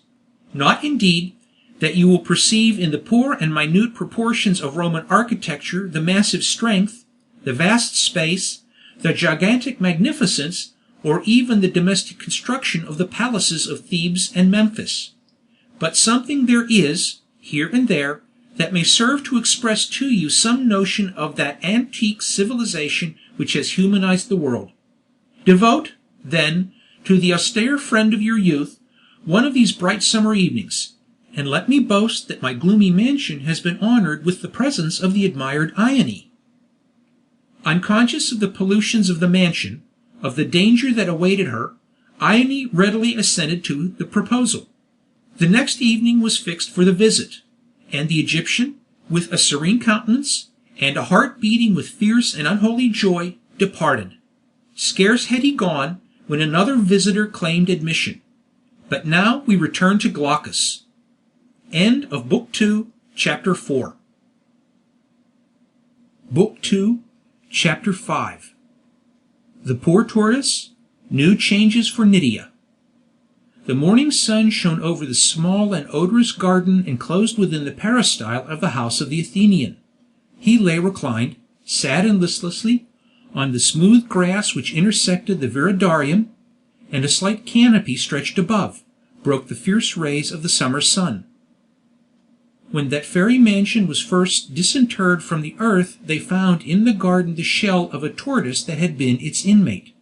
That animal, so strange a link in the creation, to which nature seems to have denied all the pleasure of life, save life's passive and dreamlike perception, had been the guest of the place for years before Glaucus purchased it. 4 years, indeed, which went beyond the memory of man, and to which tradition assigned an almost incredible date. The house had been built and rebuilt. Its possessors had changed and fluctuated. Generations had flourished and decayed, and still the tortoise dragged on its slow and unsympathizing existence. In the earthquake, which 16 years before had overthrown many of the public buildings of the city, and scared away the amazed inhabitants, the house now inhabited by Glaucus had been terribly shattered. The possessors deserted it for many days. On their return they cleared away the ruins which encumbered the viridarium, and found still the tortoise, unharmed and unconscious of the surrounding destruction. It seemed to bear a charmed life in its languid blood and imperceptible motions. Yet it was not so inactive as it seemed. It held a regular and monotonous course. Inch by inch it traversed the little orbit of its domain, taking months to accomplish the whole gyration. It was a restless voyager, that tortoise. Patiently, and with pain, did it perform its self-appointed journeys, evincing no interest in the things around it. A philosopher concentrated in itself. There was something grand in its solitary selfishness. The sun in which it basked, the waters poured daily over it, the air, which it insensibly inhaled, were its sole and unfailing luxuries. The mild changes of the season, in that lovely clime, affected it not. It covered itself with its shell, as the saint in his piety, as the sage in his wisdom, as the lover in his hope. It was impervious to the shocks and mutations of time. It was an emblem of time itself, slow, regular, perpetual, unwitting of the passions that fret themselves around, of the wear and tear of mortality. The poor tortoise, nothing less than the bursting of volcanoes, the convulsions of the riven world, could have quenched its sluggish spark. The inexorable death, that spared not pomp or beauty, passed unheedingly by a thing to which death could bring so insignificant a change. For this animal, the mercurial and vivid Greek felt all the wonder and affection of contrast. He could spend hours in surveying its creeping progress, in moralizing over its mechanism. He despised it in joy, he envied it in sorrow. Regarding it now as he lay along the sward, its dull mass moving while it seemed motionless, the Athenian murmured to himself, "The eagle dropped a stone from his talons, thinking to break thy shell. The stone crushed the head of a poet. This is the allegory of fate. Dull thing! Thou hadst a father and a mother. Perhaps, ages ago, thou thyself hadst a mate. Did thy parents love, or didst thou? Did thy slow blood circulate more gladly when thou didst creep to the side of thy wedded one? Wert thou capable of affection? Could it distress thee if she were away from thy side? Couldst thou feel when she was present? What would I not give to know the history of thy mailed breast, to gaze upon the mechanism of thy faint desires, to mark what hairbreadth difference separates thy sorrow from thy joy? Yet, methinks, thou wouldst know if Ione were present. Thou wouldst feel her coming like a happier air, like a gladder sun. I envy thee now, for thou knowest not that she is absent. And would I could be like thee, between the intervals of seeing her. What doubt, what presentiment, haunts me? Why will she not admit me? Days have passed since I heard her voice. For the first time, life grows flat to me. I am as one who is left alone at a banquet. The lights dead, and the flowers faded. Ah, Ione, couldst thou dream how I adore thee? From these enamored reveries, Glaucus was interrupted by the entrance of Nydia. She came with her light, though cautious step, along the marble tablinum. She passed the portico, and paused at the flowers which bordered the garden. She had her water vase in her hand, and she sprinkled the thirsting plants, which seemed to brighten at her approach. She bent to inhale their odor. She touched them timidly and caressingly. She felt, along their stems, if any withered leaf or creeping insect marred their beauty. And as she hovered from flower to flower, with her earnest and youthful countenance and graceful motions, you could not have imagined a fitter handmaid for the goddess of the garden. "Nydia, my child," said Glaucus. At the sound of his voice she paused at once, listening, blushing, breathless, with her lips parted, her face upturned to catch the direction of the sound. She laid down the vase, she hastened to him, and wonderful it was to see how unerringly she threaded her dark way through the flowers, and came by the shortest path to the side of her new lord. "Nydia," said Glaucus, tenderly stroking back her long and beautiful hair, "it is now 3 days since thou hast been under the protection of my household gods. Have they smiled on thee? Art thou happy?" "Ah, so happy," sighed the slave. "And now," continued Glaucus, "that thou hast recovered somewhat from the hateful recollections of thy former state, and now that they have fitted thee," touching her broidered tunic, "with garments more meet for thy delicate shape, and now, sweet child, that thou hast accustomed thyself to a happiness, which may the gods grant thee ever, I am about to pray at thy hands a boon." "Oh, what can I do for thee?" said Nydia, clasping her hands. "Listen," said Glaucus, "and young as thou art, thou shalt be my confidant. Hast thou ever heard the name of Ione?" The blind girl gasped for breath, and turned pale as one of the statues which shone upon them from the peristyle. She answered with an effort, and after a moment's pause: "Yes, I have heard that she is of Neapolis, and beautiful." "Beautiful? Her beauty is a thing to dazzle the day. Neapolis? Nay, she is Greek by origin. Greece only could furnish forth such shapes. Nydia, I love her." "I thought so," replied Nydia, calmly. "I love, and thou shalt tell her so. I am about to send thee to her. Happy Nydia, thou wilt be in her chamber, thou wilt drink the music of her voice, thou wilt bask in the sunny air of her presence." What? Wilt thou send me from thee?" "Thou wilt go to Ione," answered Glaucus, in a tone that said, "What more canst thou desire?" Nydia burst into tears. Glaucus, raising himself, drew her towards him with the soothing caresses of a brother. "My child, my Nydia, thou weepest in ignorance of the happiness I bestow on thee. She is gentle, and kind, and soft as the breeze of spring. She will be a sister to thy youth. She will appreciate thy winning talents. She will love thy simple graces as none other could, for they are like her own. Weepest thou still, fond fool? I will not force thee, sweet. Wilt thou not do for me this kindness?" "Well, if I can serve thee, command. See, I weep no longer, I am calm." "That is my own Nydia," continued Glaucus, kissing her hand. "Go, then, to her. If thou art disappointed in her kindness, if I have deceived thee, return when thou wilt. I do not give thee to another, but I lend. My home ever be thy refuge, sweet one. Ah, would it could shelter all the friendless and distressed. But if my heart whispers truly, I shall claim thee again soon, my child. My home and Ione's will become the same, and thou shalt dwell with both." A shiver passed through the slight frame of the blind girl, but she wept no more. She was resigned.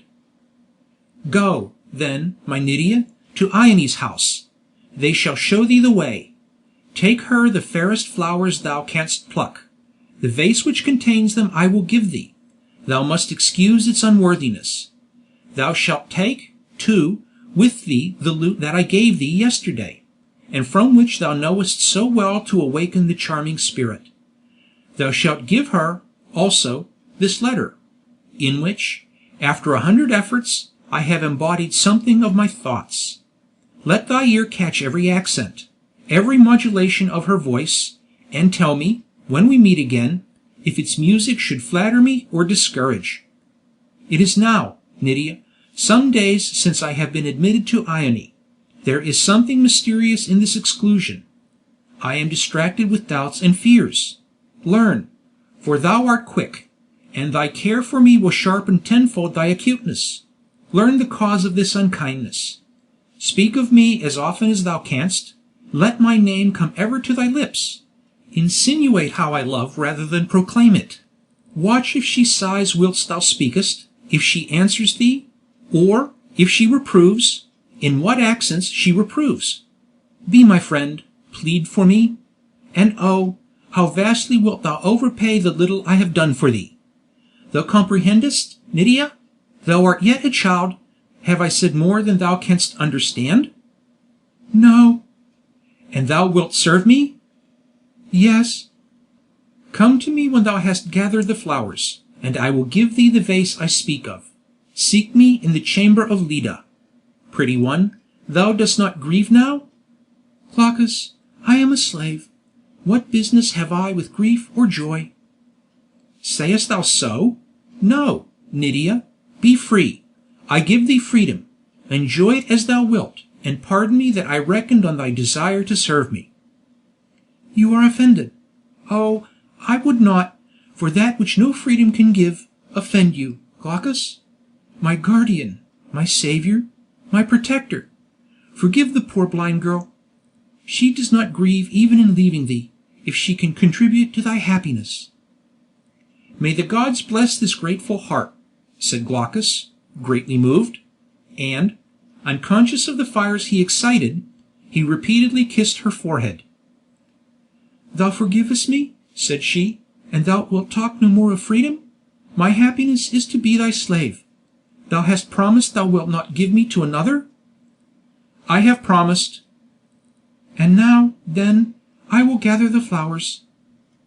Silently, Nydia took from the hand of Glaucus the costly and jewelled vase, in which the flowers vied with each other in hue and fragrance. Tearlessly she received his parting admonition. She paused for a moment when his voice ceased. She did not trust herself to reply. She sought his hand, she raised it to her lips, dropped her veil over her face, and passed at once from his presence. She paused again as she reached the threshold. She stretched her hands towards it, and murmured, 3 happy days, days of unspeakable delight, have I known since I passed thee. Blessed threshold, may peace dwell ever with thee when I am gone. And now my heart tears itself from thee, and the only sound it utters bids me die. End of Book 2, Chapter 5. Book 2, Chapter 6. The Happy Beauty and the Blind Slave. A slave entered the chamber of Ione. A messenger from Glaucus desired to be admitted. Ione hesitated an instant. She is blind, that messenger, said the slave. She will do her commission to none but thee. Base is that heart which does not respect affliction. The moment she heard the messenger was blind, Ione felt the impossibility of returning a chilling reply. Glaucus had chosen a herald that was indeed sacred, a herald that could not be denied. What can he want with me? What message can he send? And the heart of Ione beat quick. The curtain across the door was withdrawn. A soft and echoless step fell upon the marble, and Nydia, led by one of the attendants, entered with her precious gift. She stood still a moment, as if listening for some sound that might direct her. "Will the noble Ione," said she, in a soft and low voice, "deign to speak, that I may know whither to steer these benighted steps, and that I may lay my offerings at her feet?" "Fair child," said Ione, touched and soothingly, "give not thyself the pain to cross these slippery floors. My attendant will bring to me that which thou hast to present." And she motioned to the handmaid to take the vase. "I may give these flowers to none but thee," answered Nydia, and, guided by her ear, she walked slowly to the place where Ione sat, and kneeling when she came before her, proffered the vase. Ione took it from her hand, and placed it on the table at her side. She then raised her gently, and would have seated her on the couch, but the girl modestly resisted. "I have not yet discharged my office," said she, and she drew the letter of Glaucus from her vest. "This will, perhaps, explain why he who sent me chose so unworthy a messenger to Ione." The Neapolitan took the letter with a hand, the trembling of which Nydia at once felt and sighed to feel. With folded arms and downcast looks, she stood before the proud and stately form of Ione, no less proud, perhaps, in her attitude of submission. Ione waved her hand, and the attendants withdrew. She gazed again upon the form of the young slave in surprise and beautiful compassion. Then, retiring a little from her, she opened and read the following letter. Glaucus to Ione sends more than he dares to utter. Is Ione ill? Thy slaves tell me no, and that assurance comforts me. Has Glaucus offended Ione? Ah, that question I may not ask from them. For 5 days I have been banished from thy presence. Has the sun shone? I know it not. Has the sky smiled? It has no smile for me. My sun and my sky are Ione. Do I offend thee? Am I too bold? Do I say that on the tablet which my tongue has hesitated to breathe? Alas, it is in thine absence that I feel most the spells by which thou hast subdued me. And absence, that deprives me of joy, brings me courage. Thou wilt not see me. Thou hast banished also the common flatterers that flock around thee. Canst thou confound me with them? It is not possible.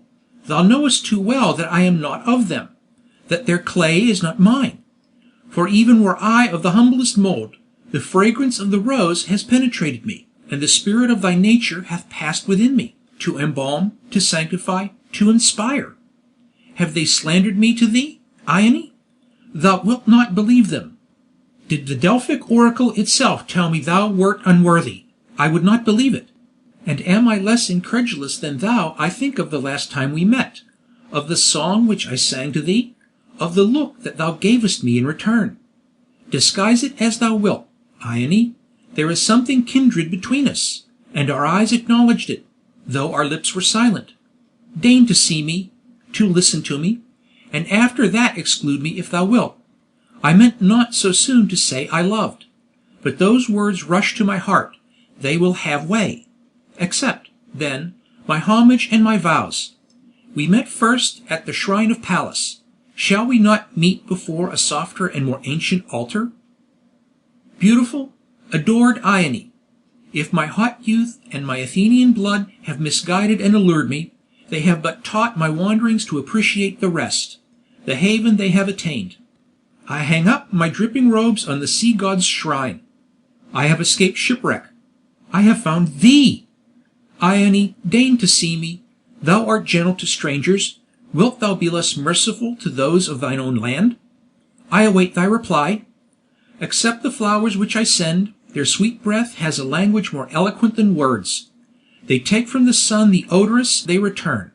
They are the emblem of the love that receives and repays tenfold, the emblem of the heart that has drunk thy rays, and owes to thee the germ of the treasures that it proffers to thy smile. I send these by one whom thou wilt receive for her own sake, if not for mine. She, like us, is a stranger. Her father's ashes lie under brighter skies, but, less happy than we, she is blind and a slave. Poor Nydia! I seek as much as possible to repair to her the cruelties of nature and of fate, in asking permission to place her with thee. She is gentle, quick, and docile. She is skilled in music and the song, and she is a very chloris to the flowers. She thinks, Ione, that thou wilt love her. If thou dost not, send her back to me. One word more. Let me be bold, Ione. Why thinkest thou so highly of yon dark Egyptian? He hath not about him the air of honest men. We Greeks learn mankind from our cradle. We are not the less profound, in that we affect no sombre mien. Our lips smile, but our eyes are grave. They observe, they note, they study. Arbaces is not one to be credulously trusted. Can it be that he hath wronged me to thee? I think it, for I left him with thee. Thou sawest how my presence stung him. Since then thou hast not admitted me. Believe nothing that he can say to my disfavour. If thou dost, tell me so at once. For this Ione owes to Glaucus. Farewell. This letter touches thy hand. These characters meet thine eyes. Shall they be more blessed than he who is their author? Once more, farewell. It seemed to Ione, as she read this letter, as if a mist had fallen from her eyes. What had been the supposed defense of Glaucus? That he had not really loved. And now, plainly, and in no dubious terms, he confessed that love. From that moment his power was fully restored. At every tender word in that letter, so full of romantic and trustful passion, her heart smote her. And had she doubted his faith? And had she believed another? And had she not, at least, allowed to him the culprit's right to know his crime, to plead in his defense? The tears rolled down her cheeks. She kissed the letter, she placed it in her bosom, and, turning to Nydia, who stood in the same place and in the same posture, "Wilt thou sit, my child," said she, "while I write an answer to this letter?" "You will answer it, then?" said Nydia, coldly. "Well, the slave that accompanied me will take back your answer." "For you," said Ione, "stay with me. Trust me, your service shall be light." Nydia bowed her head. "What is your name, fair girl?" "They call me Nydia." "Your country?" "The land of Olympus, Thessaly." "Thou shalt be to me a friend," said Ione, caressingly, "as thou art already half a countrywoman. Meanwhile, I beseech thee, stand not on these cold and glassy marbles. There, now that thou art seated, I can leave thee for an instant. Ione to Glaucus, greeting. "Come to me, Glaucus," wrote Ione. "Come to me tomorrow. I may have been unjust to thee, but I will tell thee, at least, the fault that has been imputed to thy charge. Fear not, henceforth, the Egyptian. Fear none. Thou sayest thou hast expressed too much. Alas, in these hasty words I have already done so. Farewell." As Ione reappeared with the letter, which she did not dare to read after she had written, common rashness, common timidity of love. Nydia started from her seat. "You have written Glaucus?" "I have." "And will he thank the messenger who gives him thy letter?" Ione forgot that her companion was blind. She blushed from the brow to the neck, and remained silent. "I mean this," added Nydia, in a calmer tone. "The lightest word of coldness from thee will sadden him. The lightest kindness will rejoice. If it be the first, let the slave take back thine answer. If it be the last, let me. I will return this evening." "And why, Nydia?" asked Ione, evasively. "Wouldst thou be the bearer of my letter?" "It is so, then," said Nydia. "Ah, how could it be otherwise? Who could be unkind to Glaucus?" "My child," said Ione, a little more reservedly than before, "thou speakest warmly. Glaucus, then, is amiable in thine eyes?" "Noble Ione, Glaucus has been that to me which neither fortune nor the gods have been, a friend." The sadness mingled with dignity with which Nydia uttered these simple words affected the beautiful Ione. She bent down and kissed her. "Thou art grateful, and deservedly so. Why should I blush to say that Glaucus is worthy of thy gratitude? Go, my Nydia, take to him thyself this letter, but return again. If I am from home when thou returnest, as this evening, perhaps, I shall be, thy chamber shall be prepared next my own. Nydia, I have no sister. Wilt thou be one to me?" The Thessalian kissed the hand of Ione, and then said, with some embarrassment, "One favour, fair Ione, may I dare ask it?" "Thou canst not ask that which I will not grant," replied the Neapolitan. "They tell me," said Nydia, "that thou art beautiful beyond the loveliness of earth. Alas, I cannot see that which gladdens the world. Wilt thou suffer me, then, to pass my hand over thy face? That is my sole criterion of beauty, and I usually guess aright." She did not wait for the answer of Ione, but, as she spoke, gently and slowly passed her hand over the bending and half-averted features of the Greek, features which but one image in the world can yet depicture and recall. That image is the mutilated, but all-wondrous, statue in her native city, her own Neapolis, that Parian face, before which all the beauty of the Florentine Venus is poor and earthly, that aspect so full of harmony, of youth, of genius, of the soul, which modern critics have supposed the representation of Psyche. Her touch lingered over the braided hair and polished brow, over the downy and damask cheek, over the dimpled lip, the swan-like and whitish neck. "I know now that thou art beautiful," she said, "and I can picture thee to my darkness henceforth, and forever." When Nydia left her, Ione sank into a deep but delicious reverie. Glaucus then loved her. He owned it. Yes, he loved her. She drew forth again that dear confession. She paused over every word, she kissed every line. She did not ask why he had been maligned, she only felt assured that he had been so. She wondered how she had ever believed a syllable against him. She wondered how the Egyptian had been enabled to exercise a power against Glaucus. She felt a chill creep over her as she again turned to his warning against Arbaces, and her secret fear of that gloomy being darkened into awe. She was awakened from these thoughts by her maidens, who came to announce to her that the hour appointed to visit Arbaces had arrived. She started. She had forgotten the promise. Her first impression was to renounce it. Her second was to laugh at her own fears of her eldest surviving friend. She hastened to add the usual ornaments to her dress, and doubtful whether she should yet question the Egyptian more closely with respect to his accusation of Glaucus, or whether she should wait till, without citing the authority, she should insinuate to Glaucus the accusation itself, she took her way to the gloomy mansion of Arbaces. End of Book 2, Chapter 6. Book 2, Chapter 7. Ione entrapped. The mouse tries to gnaw the net.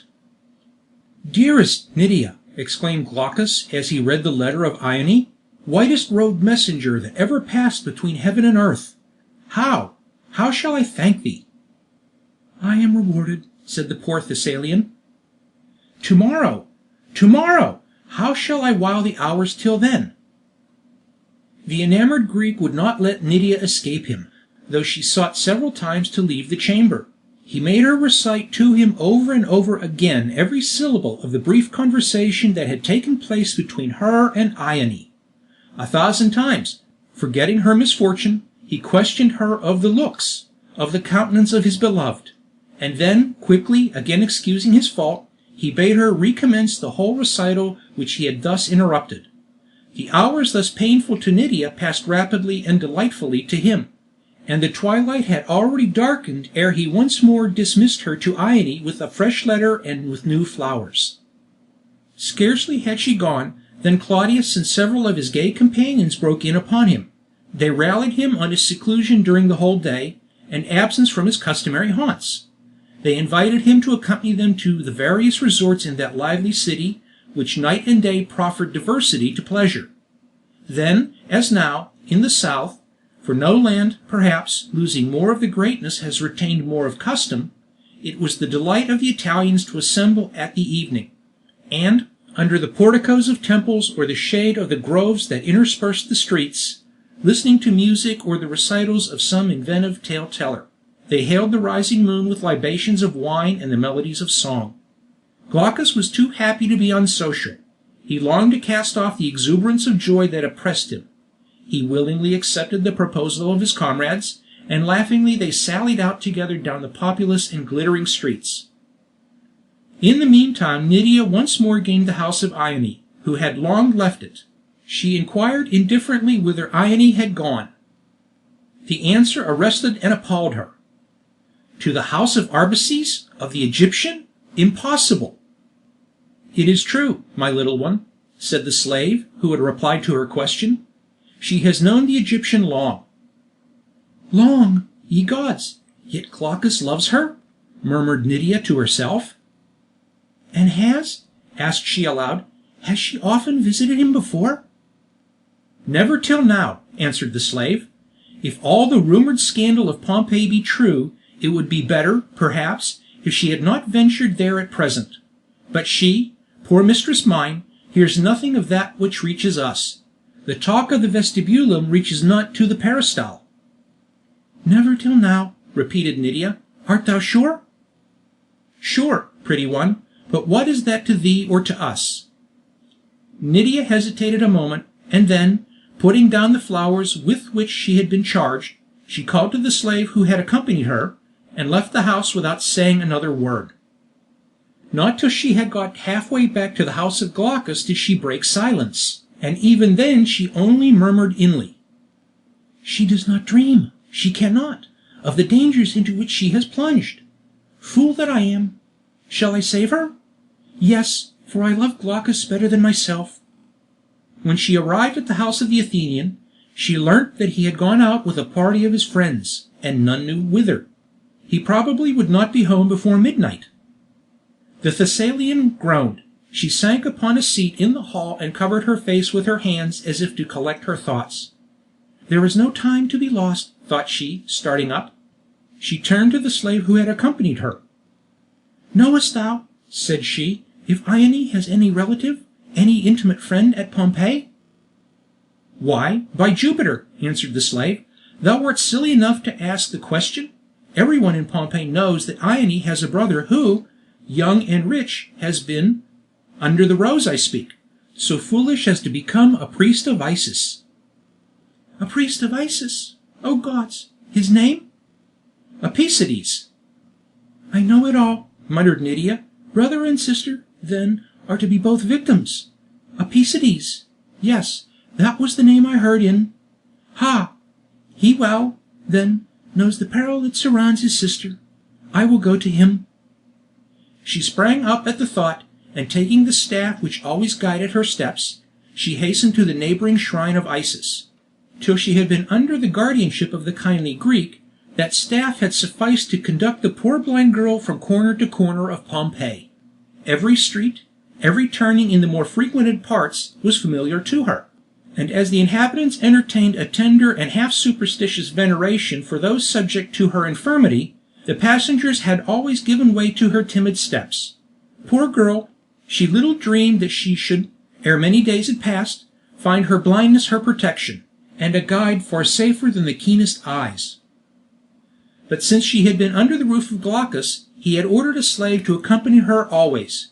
And the poor devil thus appointed, who was somewhat of the fattest, and who, after having twice performed the journey to Ione's house, now saw himself condemned to a third excursion, whither the gods only knew, hastened after her, deploring his fate, and solemnly assuring Castor and Pollux that he believed the blind girl had the talaria of Mercury as well as the infirmity of Cupid.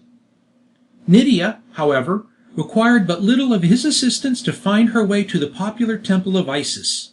The space before it was now deserted, and she won without obstacle to the sacred rail. "There is no one here," said the fat slave. "What dost thou want? Or whom knowest thou not that the priests do not live in the temple?"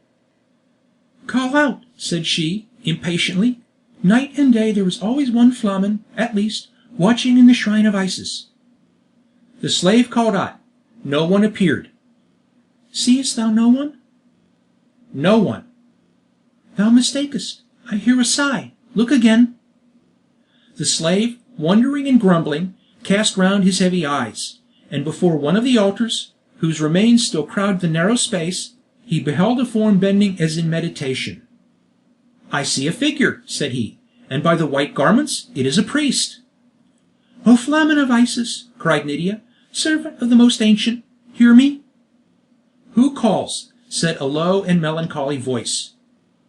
"One who has no common tidings to impart to a member of your body. I come to declare and not to ask oracles." "With whom wouldst thou confer? This is no hour for thy conference. Depart, disturb me not. The night is sacred to the gods, the day to men." "Methinks I know thy voice. Thou art he whom I seek. Yet I have heard thee speak but once before. Art thou not the priest Arbaces?" "I am that man," replied the priest, emerging from the altar, and approaching the rail. "Thou art, the gods be praised!" Waving her hand to the slave, she bade him withdraw to a distance, and he, who naturally imagined some superstition connected, perhaps, with the safety of Ione, could alone lead her to the temple, obeyed, and seated himself on the ground at a little distance. "Hush," said she, speaking quick and low, "thou art indeed Arbaces." "If thou knowest me, canst thou not recall my features?" "I am blind," answered Nydia. "My eyes are in my ear, and that recognizes thee. Yet swear that thou art he." "By the gods I swear it, by my right hand, and by the moon." "Hush, speak low. Bend near, give me thy hand. Knowest thou Arbaces? Hast thou laid flowers at the feet of the dead? Ah, thy hand is cold. Hark yet, hast thou taken the awful vow?" "Who art thou? Whence comest thou, pale maiden?" said Arbaces, fearfully. "I know thee not. Thine is not the breast on which this head hath lain. I have never seen thee before." "But thou hast heard my voice. No matter, those recollections it should shame us both to recall. Listen, thou hast a sister." "Speak, speak, what of her?" "Thou knowest the banquets of the dead, stranger? It pleases thee, perhaps, to share them? Would it please thee to have thy sister a partaker? Would it please thee that Arbaces was her host?" "O gods, he dare not! Girl, if thou mockest me, tremble. I will tear thee limb from limb." "I speak the truth, and while I speak, Ione is in the halls of Arbaces, for the first time his guest. Thou knowest if there be peril in that first time? Farewell, I have fulfilled my charge." "Stay, stay," cried the priest, passing his wan hand over his brow. "If this be true, what can be done to save her? They may not admit me. I know not all the mazes of that intricate mansion. O Nemesis, justly am I punished." "I will dismiss yon slave. Be thou my guide and comrade. I will lead thee to the private door of the house. I will whisper to thee the word which admits. Take some weapon, it may be needful." "Wait an instant," said Arbaces, retiring into one of the cells that flanked the temple, and reappearing in a few moments wrapped in a large cloak, which was then much worn by all classes, and which concealed his sacred dress. "Now," he said, grinding his teeth, "if Arbaces hath dared to... but he dare not! He dare not! Why should I suspect him? Is he so base a villain? I will not think it. Yet, sophist, dark bewilderer that he is! O gods, protect! Hush, are there gods? Yes, there is one goddess, at least, whose voice I can command, and that is vengeance."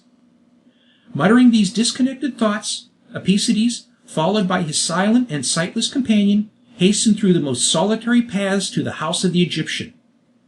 The slave, abruptly dismissed by Nydia, shrugged his shoulders, muttered an adjuration, and, nothing loath, rode off to his cubiculum.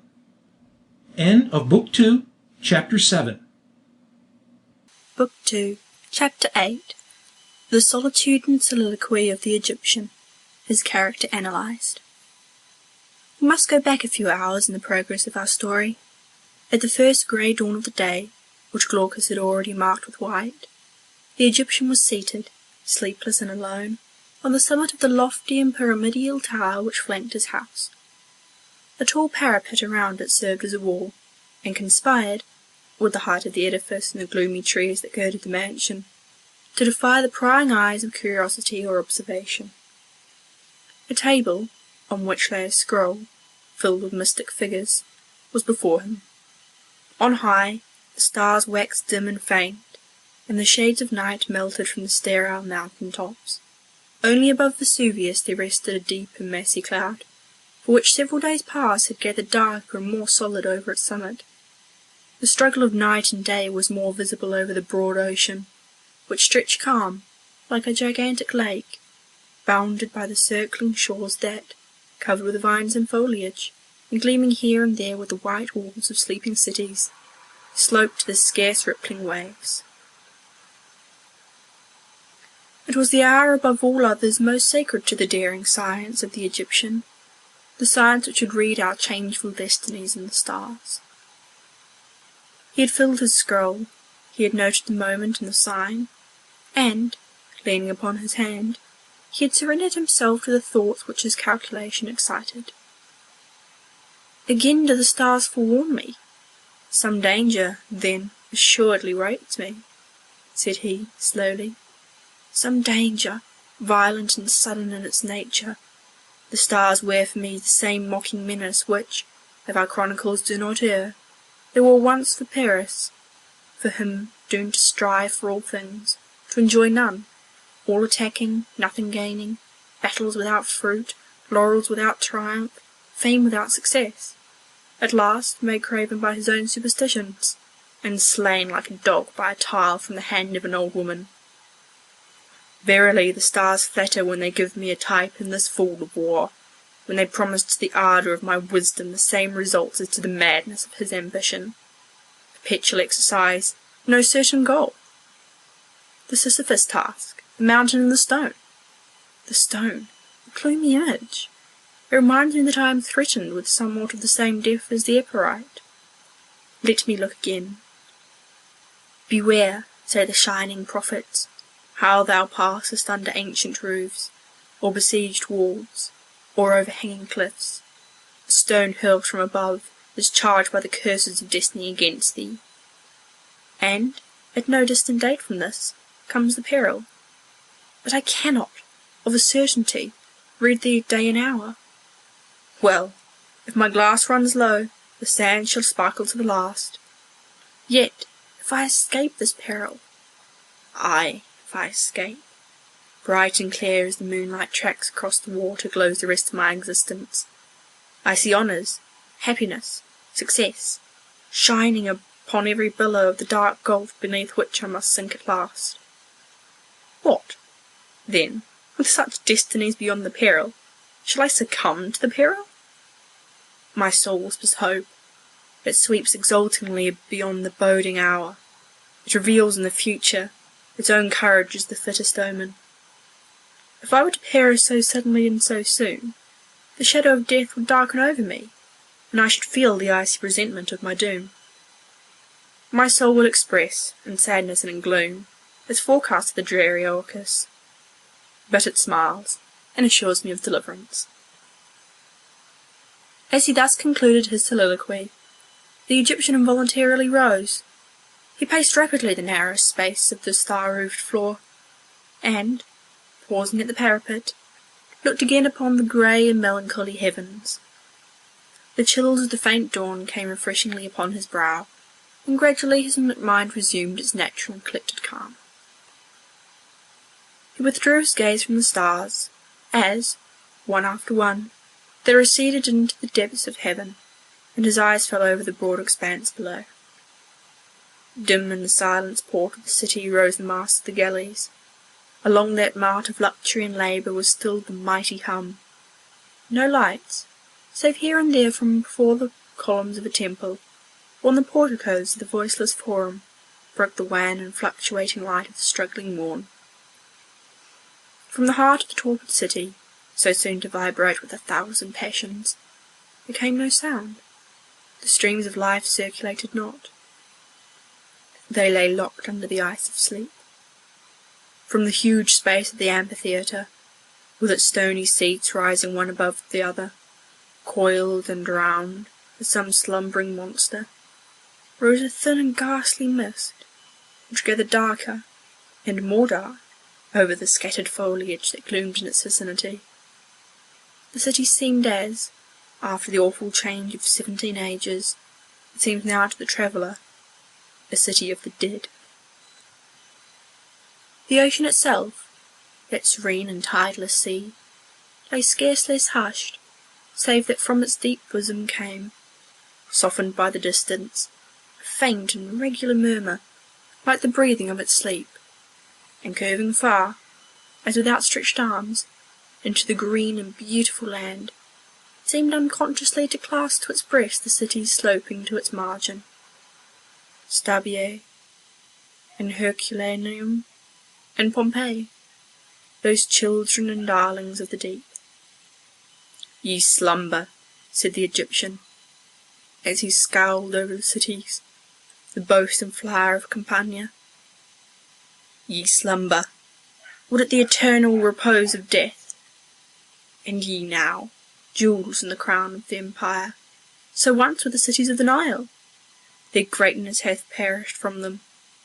They sleep amidst ruins, their palaces and their shrines are tombs. The serpent coils in the grass of their streets, the lizard basks in their solitary halls.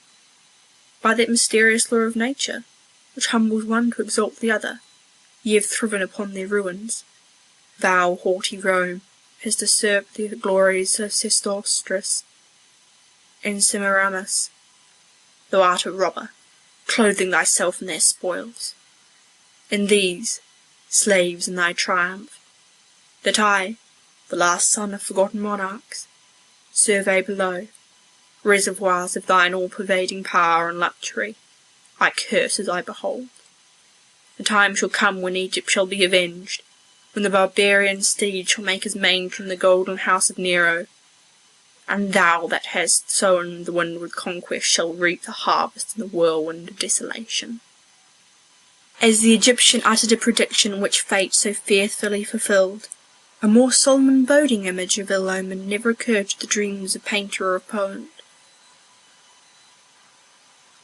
The morning light, which compels so wanly even the young cheek of beauty, gave his majestic and stately features almost the colours of the grave, with the dark hair falling massively around them, and the dark robes flowing loose and long, and the arm outstretched from the lofty eminence, and the glittering eyes, fierce with a savage gladness, half prophet and half fiend. He turned his gaze from the cities and the ocean. Before him lay the vineyards and meadows of the rich Campania. The gate and the walls, ancient, half palacic, of the city, seemed not to bound its extent. Villas and villages stretched on every side up the ascent of Vesuvius, not nearly then so steep or so lofty as at present. For, as Rome itself is built on an exhausted volcano, so in the similar security the inhabitants of the south tenanted the green and vine-clad places around a volcano whose fires they believed at rest forever. From the gate stretched the long street of tombs, various in size and architecture, by which, on that side, the city is as yet approached. Above all rode the cloud-capped summit of the dread mountain, with the shadows, now dark, now light, betraying the mossy caverns and ashy rocks, which testified the past conflagrations, and might have prophesied, but man is blind, that which was to come. Difficult was it then and there to guess the causes why the tradition of the place wore so gloomy and stern a hue, why, in those smiling plains, for miles around, to Baiae and Misenum, the poets had imagined the entrance and thresholds of their hell, their Acheron, and their failed stick. Why, in those Phlegrae, now laughing with the vine, they place the battles of the gods, and suppose the daring Titans to have sought the victory of heaven, save, indeed, that yet, in yon seared and blasted summit, fancy might think to read the characters of the Olympian thunderbolt. But it was neither the rugged height of the still volcano, nor the fertility of the sloping fields, nor the melancholy avenue of tombs, nor the glittering villas of a polished and luxurious people, that now arrested the eye of the Egyptian. On one part of the landscape, the mountain of Vesuvius descended to the plain in a narrow and uncultivated ridge, broken here and there by jagged crags and copses of wild foliage. At the base of this lay a marshy and unwholesome pool, and the intent gaze of Arbaces caught the outline of some living form moving by the marshes, and stooping ever and anon as if to pluck its rank produce. "Ho!" said he aloud. "I have, then, another companion in these unworldly night watches. The witch of Vesuvius is abroad. What? Doth she, too, as the credulous imagine? Doth she, too, learn the lore of the great stars? Has she been uttering fool magic to the moon, or culling, as her pauses betoken, foul herbs from the venomous marsh?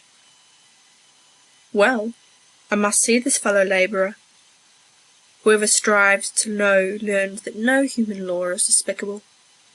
Despicable only you, ye fat and bloated things, slaves of luxury, sluggards in thought, who, cultivating nothing but the barren sense, dream its poor soil can produce alike the myrtle and the laurel. No, the wise only can enjoy. To us only true luxury is given, when mind, brain, invention, experience, thought, learning, imagination, all contribute like rivers to swell the seas of sense. Ione. As Arbaces uttered the last and charmed words, his thoughts sank at once into a deep and more profound channel. His steps paused. He took not his eyes from the ground.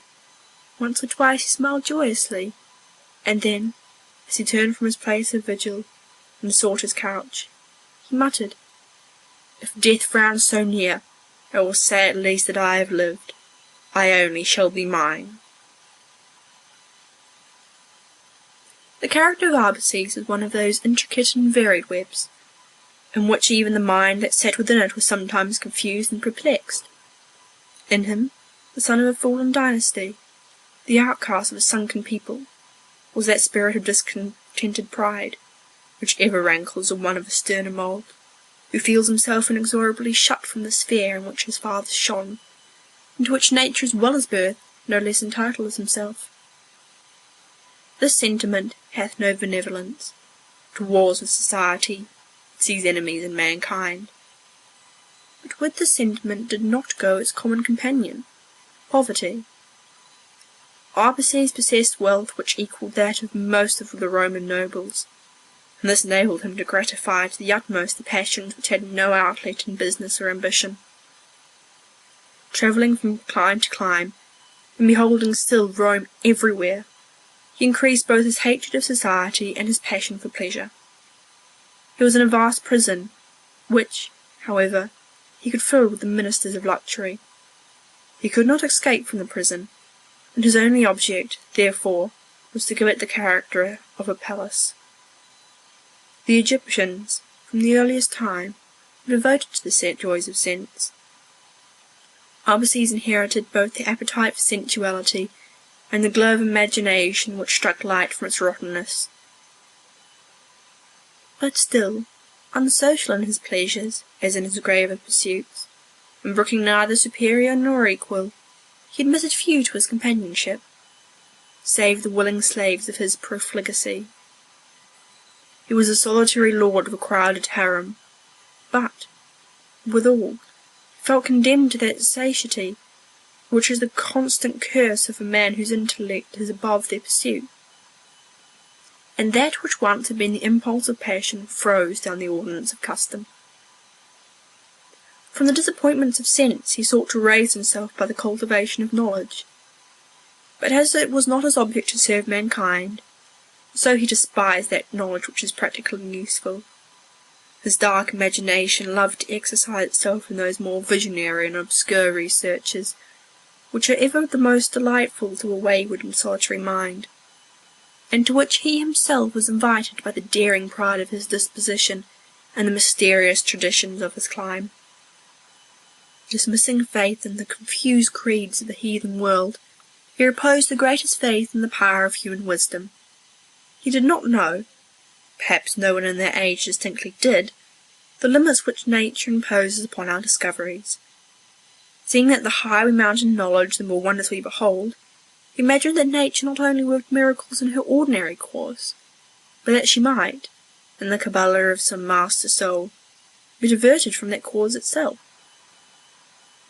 Thus he pursued science, across her appointed boundaries, into the land of perplexity and shadow. From the truths of astronomy he wandered into astrological fallacy.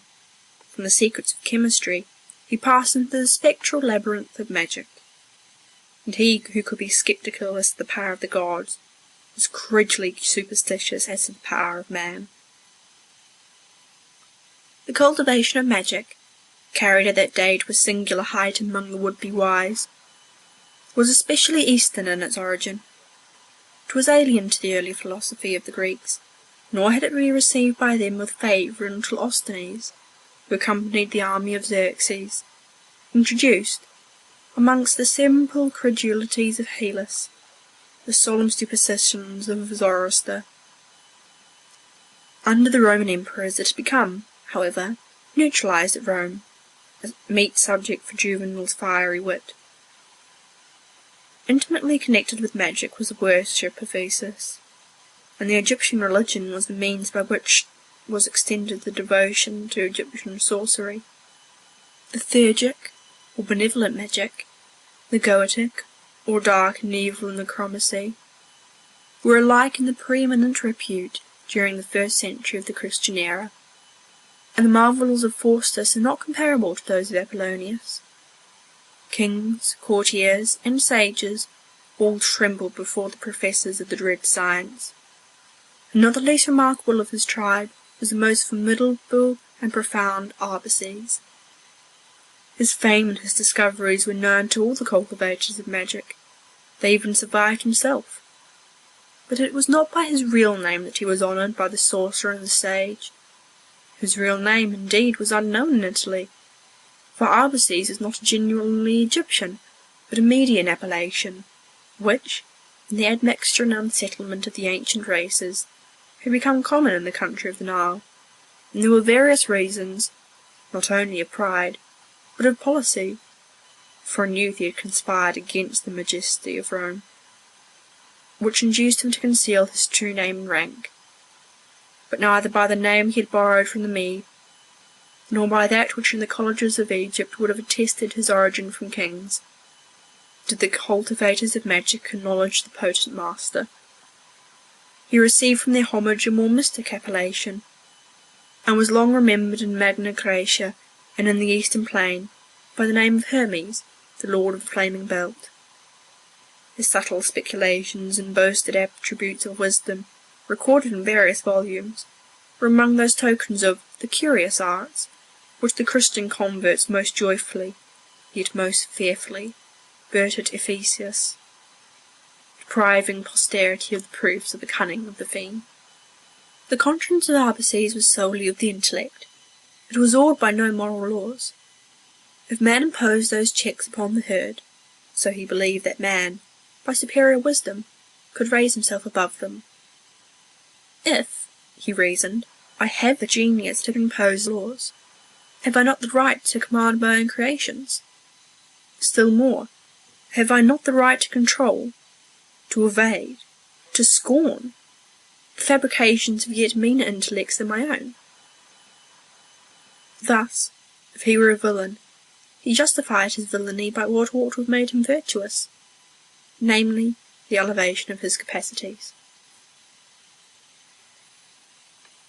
Most men have more or less the passion for power. In Arbaces that passion corresponded exactly to his character. It was not the passion for an external and brute authority. He desired not the purple in the faces, the insignia of vulgar command. His youthful ambition once foiled and defeated, scorn had supplied its place. His pride, his contempt for Rome, should become the synonym of the world. Rome, whose haughty name he regarded with the same disdain as that which Rome herself lavished upon the barbarian, did not permit him to aspire to sway over others, for that would render him at once the tool or creature of the emperor. He, the son of the great race of Ramesses, he execute the order of, and receive his power from, another? The mere notion filled him with rage. But in rejecting an ambition that coveted nominal distinctions, he but indulged the more in the ambition to rule the heart. Honouring mental power as the greatest of earthly gifts, he loved to feel that power palpably in himself, by extending it over all whom he encountered. Thus he had ever sought the young, thus he had ever fascinated and controlled them. He loved to find subjects in men's souls, to rule over an invisible and immaterial empire. Had he been less sensual and less wealthy, he might have sought to become the founder of a new religion. As it was, his energies were checked by his pleasures. Besides, however, the vague love of this moral sway, vanity so dear to sages. He was influenced by a singular and dreamlike devotion to all that belonged to the mystic land his ancestors had swayed.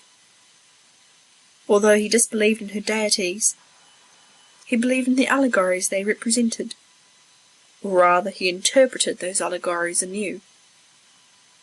He loved to keep alive the worship of Egypt, because he thus maintained the shadow and the recollection of her power. He loaded, therefore, the altars of Osiris and of Isis with regal donations, and was ever anxious to dignify their priesthood by new and wealthy converts. The vow taken, the priesthood embraced, he usually chose the comradeship of his pleasures from those whom he made his victims, partly because he thus secured to himself their secrecy, partly because he thus yet more confirmed to himself his peculiar power. Hence the motives of his conduct to Arbaces, strengthened as these were, in that instance, by his passion for Ione. He had seldom lived long in one place, but as he grew older, he grew more wearied of the excitement of new scenes, and he had sojourned among the delightful cities of Campania for a period which surprised even himself. In fact, his pride somewhat crippled his choice of residence. His unsuccessful conspiracy excluded him from those burning climes which he deemed of right his own hereditary possession, and which now cowered, supine and sunken, under the wings of the Roman eagle.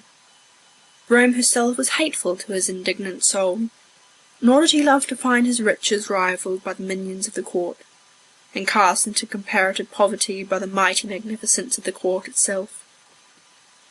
The Campanian cities proffered to him all that his nature craved, the luxuries of an unequalled climate, the imaginative refinements of a voluptuous civilization. He was removed from the sight of his superior wealth. He was without rivals to his riches. He was free from the spies of a jealous court. As long as he was rich, none pried into his conduct. He pursued the dark tenor of his ways undisturbed and secure. It is the curse of sensualists never to love till the pleasures of sense begin to pall. Their ardent youth is frittered away in countless desires. Their hearts are exhausted. So, ever chasing love, and taught by a restless imagination to exaggerate, perhaps, its charms, the Egyptian had spent all the glory of his years without attaining the object of his desires. The beauty of tomorrow succeeded the beauty of today, and the shadows bewildered him in his pursuit of the substance. When, 2 years before the present date, he beheld Ione, he saw, for the first time, one whom he imagined he could love. He stood, then, upon that bridge of life, from which man sees before him distinctly a wasted youth on one side, and the darkness of approaching age on the other. A time in which we are more than ever anxious, perhaps, to secure to ourselves, ere it be yet too late, whatever we have been taught to consider necessary to the enjoyment of a life of which the brighter half is gone.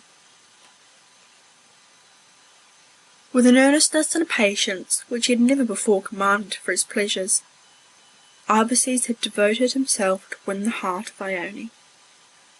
It did not content him to love, he desired to be loved. In this hope he had watched the expanding youth of the beautiful Neapolitan, and, knowing the influence the mind possesses over those who are taught to cultivate the mind, he contributed willingly to form the genius and enlighten the intellect of Ione, in the hope that she would be thus able to appreciate what he felt would be his best claim to her affection, viz., a character which, however criminal and perverted, was rich in its original elements of strength and grandeur. When he felt that character to be acknowledged, he willingly allowed, nay, encouraged her, to mix among the idle votaries of pleasure, in the belief that her soul, fixed for higher commune, would miss the companionship of his own, and that, in comparison with others, she would learn to love herself. He had forgot that as the sun fly to the sun, so youth turns to youth, until his jealousy of Glaucus suddenly apprised him of his error. From that moment, though, as we have seen, he knew not the extent of his danger, a fiercer and more tumultuous direction was given to a passion long controlled. Nothing kindles the fire of love like the sprinkling of the anxieties of jealousy. It takes then a wilder, more resistless flame. It forgets its softness, it ceases to be tender, it assumes something of the intensity, of the ferocity, of hate. Arbaces resolved to lose no further time upon cautious and perilous preparations. He resolved to place an irrevocable barrier between himself and his rivals. He resolved to possess himself of the person of Ione, not that in his present love, so long nursed and fed by hopes purer than those of passion alone, he would have been contented with that mere possession. He desired the heart, the soul, no less than the beauty, of Ione. But he imagined that once separated by a daring crime from the rest of mankind, once bound to Ione by a tie that memory could not break, she would be driven to concentrate her thoughts on him, that his arts would complete this conquest, and that, according to the true moral of the Roman and the Sabine, the empire obtained by force would be cemented by gentler means. This resolution was yet more confirmed in him by his belief in the prophecies of the stars. They had long foretold to him this year, and even the present month, as the epoch of some dread disaster, menacing life itself. He was driven to a certain and limited date. He resolved to crowd, monarch-like, on his funeral pyre all that his soul held most dear. In his own words, if he was to die, he resolved to feel that he had lived, and that Ione should be his own. End of Book 2, Chapter 8. Book 2, Chapter 9. What becomes of Ione in the house of Arbaces, the first signal of the wrath of the dread foe. When Ione entered the spacious hall of the Egyptian, the same awe which had crept over her brother impressed itself also upon her. There seemed to her as to him something ominous and warning in the still and mournful faces of the dread Theban monsters, whose majestic and passionless features the marble so well portrayed. Their look, and with the reach of past ages, was wise, and the soul of eternity thought in their eyes. The tall Ethiopian slave grinned as he admitted her, and motioned to her to proceed. Halfway up the hall she was met by Arbaces himself, in festive robes, which glittered with jewels. Although it was broad day without, the mansion, according to the practice of the luxurious, was artificially darkened, and the lamps cast their still and odour-giving light over the rich floors and ivory roofs. "Beautiful Ione," said Arbaces, as he bent to touch her hand, "it is you that have eclipsed the day, it is your eyes that light up the halls, it is your breath which fills them with perfumes." "You must not talk to me thus," said Ione, smiling. "You forget that your law has sufficiently instructed my mind to render these graceful flatteries to my person unwelcome. It was you who taught me to disdain adulation. Will you unteach your pupil?"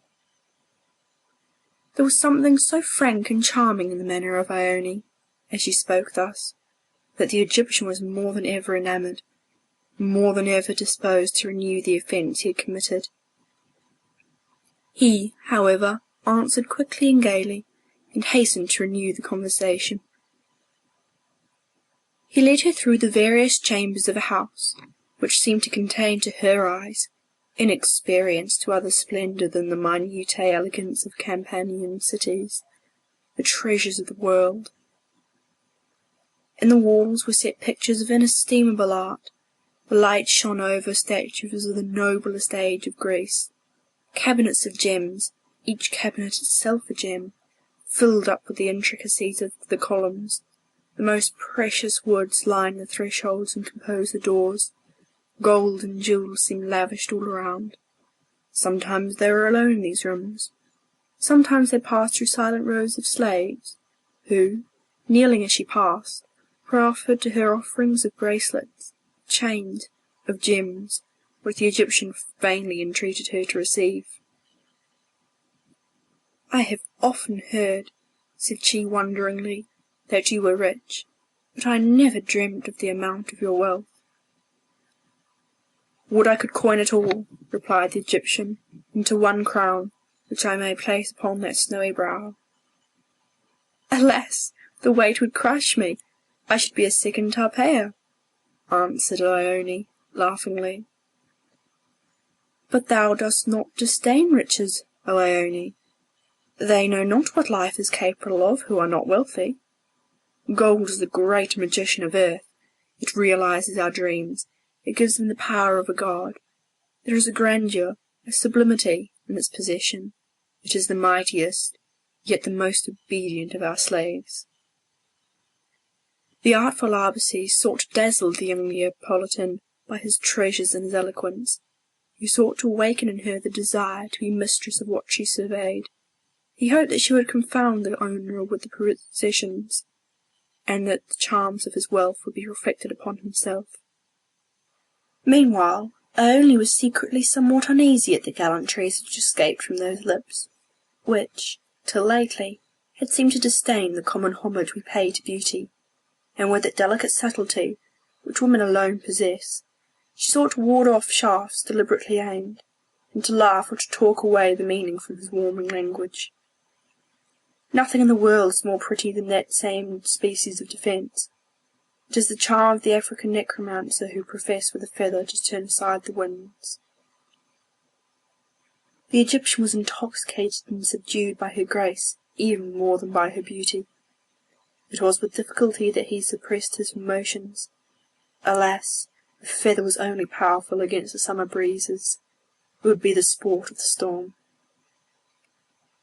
Suddenly, as they stood in one hall, which was surrounded by draperies of silver and white, the Egyptian clapped his hands, and, as if by enchantment, a banquet rose from the floor, a couch or throne, with a crimson canopy, assembled simultaneously at the feet of Ione, and at the same instant from behind the curtain swelled the invisible and softest music.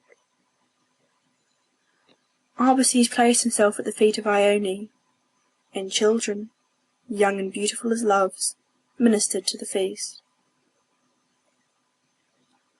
The feast was over, the music sank into a low and subdued strain, and Arbaces thus addressed his beautiful guest. "Hast thou never in this dark and uncertain world, hast thou never aspired, my pupil, to look beyond? Hast thou never wished to put aside the veil of futurity, and to behold on the shores of fate the shadowy images of things to be? For it is not the past alone that has its ghosts. Each event to come has also its spectrum, its shade. When the hour arrives, life enters it, the shadow becomes corporeal, and walks the world. Thus, in the land beyond the grave, are ever too impalpable and spiritual hosts, the things to be, the things that have been. If by our wisdom we can penetrate that land, we see the one as the other, and learn, as I have learned, not alone the mysteries of the dead, but also the destiny of the living." "As thou hast learned it, can wisdom attain so far? Wilt thou prove my knowledge, Ione, and behold the representation of thine own fate? It is a drama more striking than those of Aeschylus. It is one I have prepared for thee, if thou wilt see the shadows perform their part." The Neapolitan trembled. She thought of Glaucus, and sighed as well as trembled. Were their destinies to be united? Half incredulous, half believing, half awed, half alarmed by the words of his strange host, she remained for some moments silent, and then answered, "It may revolt, it may terrify. The knowledge of the future will perhaps only embitter the present." "Not so, Ione.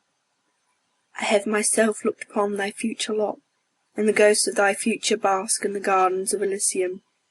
Amidst the asphodel and the rose they prepare the garlands of thy sweet destiny. And the fates, so harsh to others, weave only for thee the web of happiness and love. Wilt thou then come and behold thy doom, so that thou mayest enjoy it beforehand? Again the heart of Ione murmured Glaucus. She uttered a half-audible assent. The Egyptian rose, and taking her by the hand, led her across the banquet room. The curtains withdrew as by magic hands, and the music broke forth in a louder and gladder strain. They passed a row of columns, on either side of which fountains cast aloft their fragrant waters. They descended by broad and easy steps into a garden. The eve had commenced.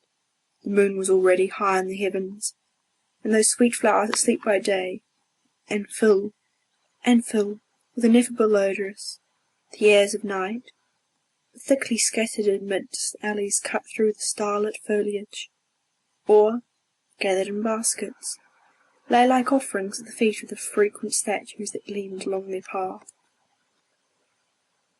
"Whither wouldst thou lead me, Arbaces?" said Ione, wonderingly. "But yonder," said he, pointing to a small building which stood at the end of the vista. "It is a temple consecrated to the Fates. Our rites require such holy ground." They passed into a narrow hall, at the end of which hung a sable curtain. Arbaces lifted it. Ione entered, and found herself in total darkness. "Be not alarmed," said the Egyptian. "The light will rise instantly." While he so spoke, a soft and warm and gradual light diffused itself around. As it spread over each object, I only perceived that she was in an apartment of moderate size, hung everywhere with black. A couch with draperies of the same hue was beside her. In the centre of the room was a small altar, on which stood a tripod of bronze. At one side, upon a lofty column of granite, was a colossal head of the blackest marble, which she perceived, by the crown of wheat ears that encircled the brow, represented the great Egyptian goddess. Arbaces stood before the altar. He had laid his garland on the shrine, and seemed occupied with pouring into the tripod the contents of a brazen vase. Suddenly from that tripod leapt into life a blue, quick, darting, irregular flame. The Egyptian drew back to the side of Ione, and muttered some words in a language unfamiliar to her ear. The curtain at the back of the altar waved tremulously to and fro. It parted slowly, and in the aperture which was thus made, I only beheld an indistinct and pale landscape, which gradually grew brighter and clearer as she gazed. At length she discovered plainly trees, and rivers, and meadows, and all the beautiful diversity of the richest earth. At length, before the landscape, a dim shadow glided. It rested opposite to Ione. Slowly the same charm seemed to operate upon it, as over the rest of the scene. It took form and shape, and lo! in its feature and its form Ione beheld herself. Then the scene behind the spectre faded away, and was succeeded by the representation of a gorgeous palace. A throne was raised in the centre of its hall, the dim forms of slaves and guards were ranged around it, and a pale hand held over the throne the likeness of a diadem. The new actor now appeared. He was clothed from head to foot in a dark robe. His face was concealed. He knelt at the feet of the shadowy Ione. He clasped her hand. He pointed to the throne, as if to invite her to ascend it. The Neapolitan's heart beat violently. "Shall the shadow disclose itself?" whispered a voice beside her, the voice of Arbaces. "Ah, yes," answered Ione, softly. Arbaces raised his hand. The spectre seemed to drop the mantle that concealed its form, and Ione shrieked. It was Arbaces himself that thus knelt before her. "This is, indeed, thy fate," whispered again the Egyptian's voice in her ear. and thou art destined to be the bride of Arbaces. Ione started. The black curtain closed over the phantasmagoria, and Arbaces himself, the real, living Arbaces, was at her feet. "Oh, Ione," said he, passionately gazing upon her, "listen to one who has long struggled vainly with his love. I adore thee. The fates do not lie. Thou art destined to be mine. I have sought the world around, and found none like thee. From my youth upward, I have sighed for such as thou art. I have dreamed till I saw thee. I wake, and I behold thee. Turn not away from me, Ione. Think not of me as thou hast thought. I am not that being, cold, insensate, and morose, which I have seemed to thee. Never woman had lover so devoted, so passionate as I will be to Ione. Do not struggle in my clasp. See, I release thy hand. Take it from me if thou wilt. Well, be it so. But do not reject me, Ione. Do not rashly reject. Judge of thy power over him who thou canst thus transform. I, who never knelt to mortal being, kneel to thee. I, who have commanded fate, see from thee my own. Ione, tremble not. Thou art my queen, my goddess. Be my bride. All the wishes thou canst form shall be fulfilled. The ends of the earth shall minister to thee. Pomp, power, luxury shall be thy slaves. Arbaces shall have no ambition save the pride of obeying thee. Ione, turn upon me those eyes. Shed upon me thy smile. Dark is my soul when thy face is hid from it.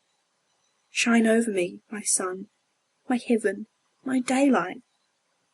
Ione, Ione, do not reject my love. Alone, and in the power of this singular and fearful man, Ione was not yet terrified. The respect of his language, the softness of his voice, reassured her, and, in her own purity, she felt protection.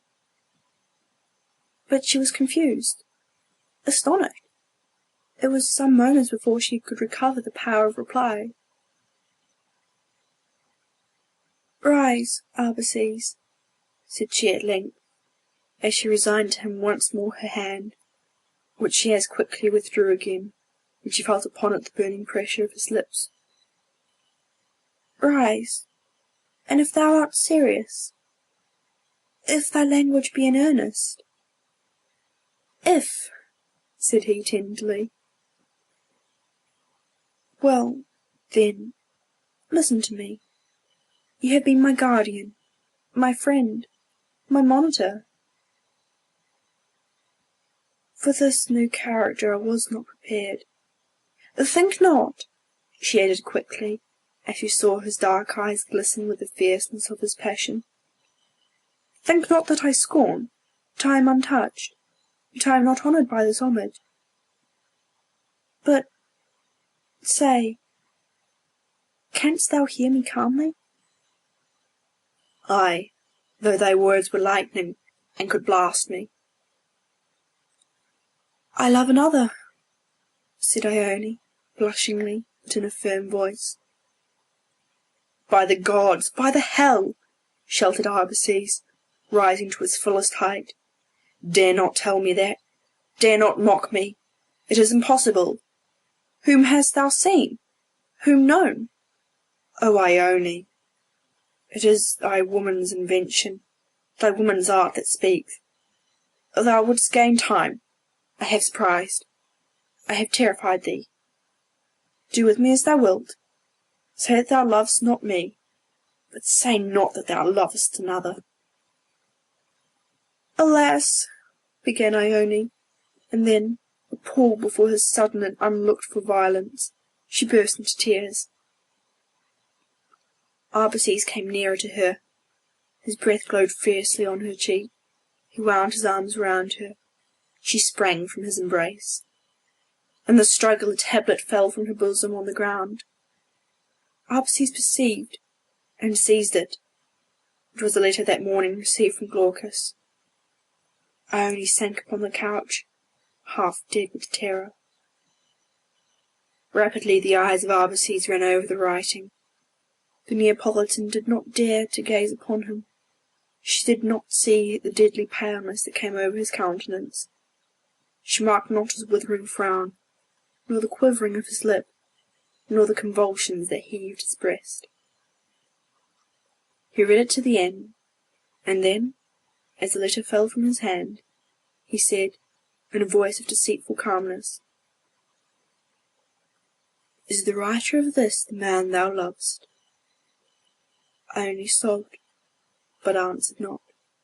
"Speak!" he rather shrieked than said. "It is. And his name, it is written here, his name is Glaucus." Ione, clasping her hands, looked round as for succour or escape. "Then hear me," said Arbaces, sinking his voice into a whisper. "Thou shalt go to thy tomb rather than to his arms. What? Think'st thou Arbaces will brook a rival such as this puny Greek? What? Think'st thou that he has watched the fruit ripen, till yield it to another? Pretty fool, no, thou art mine, all, only mine, and thus I seize and claim thee." As he spoke, he caught Ione in his arms, and in that ferocious grasp was all the energy, less of love than of revenge. But to Ione despair gave supernatural strength. She again tore herself from him. She rushed to that part of the room by which she had entered. She half withdrew the curtain. He had seized her. Again she broke away from him, and fell, exhausted, with a loud shriek, at the base of the column which supported the head of the Egyptian goddess. Arbaces paused for a moment, as if to regain his breath, and thence once more darted upon his prey. At that instant the curtain was rudely torn aside. The Egyptian felt a fierce and strong grasp upon his shoulder. He turned, and beheld before him the flashing eyes of Glaucus, and the pale, worn, but menacing countenance of Arbaces. "Ah," he muttered, as he glared from one to the other, "what fury hath sent ye hither?" "Hate," answered Glaucus, as he closed at once with the Egyptian. Meanwhile Arbaces raised his sister, now lifeless, from the ground. Her strength, exhausted by a mind long overwrought, did not suffice to bear her away, light and delicate though her shape. He placed her, therefore, on the couch, and stood over her with a brandishing knife, watching the contest between Glaucus and the Egyptian, and ready to plunge his weapon in the bosom of Arbaces, should he be victorious in the struggle. There is, perhaps, nothing on earth so terrible as a naked and unarmed contest of animal strength, no weapon but those which nature supplies to rage. Both the antagonists were now locked in each other's grasp, the hand of each seeking the throat of the other, the face drawn back, the fierce eyes flashing, the muscles strained, the veins swelled, the lips apart, the teeth set. Both were strong beyond the ordinary power of men, both animated by relentless wrath. They coiled, they wound, around each other. They rocked to and fro. They swayed from end to end of their confined arena. They uttered cries of ire and revenge. They were now before the altar, now at the base of the column where the struggle had commenced. They drew back for breath, Arbaces leaning against the column, Glaucus a few paces apart. "O ancient goddess!" exclaimed Arbaces, clasping the column, and raising his eyes towards the sacred image it supported. "Protect thy chosen, proclaim thy vengeance against this thing of an upstart creed, who with sacrilegious violence profanes thy resting place and assails thy servant." As he spoke, the still and vast face of the goddess seemed suddenly to glow with life. Through the black marble, as through a transparent veil, flushed luminously a crimson and burning hue.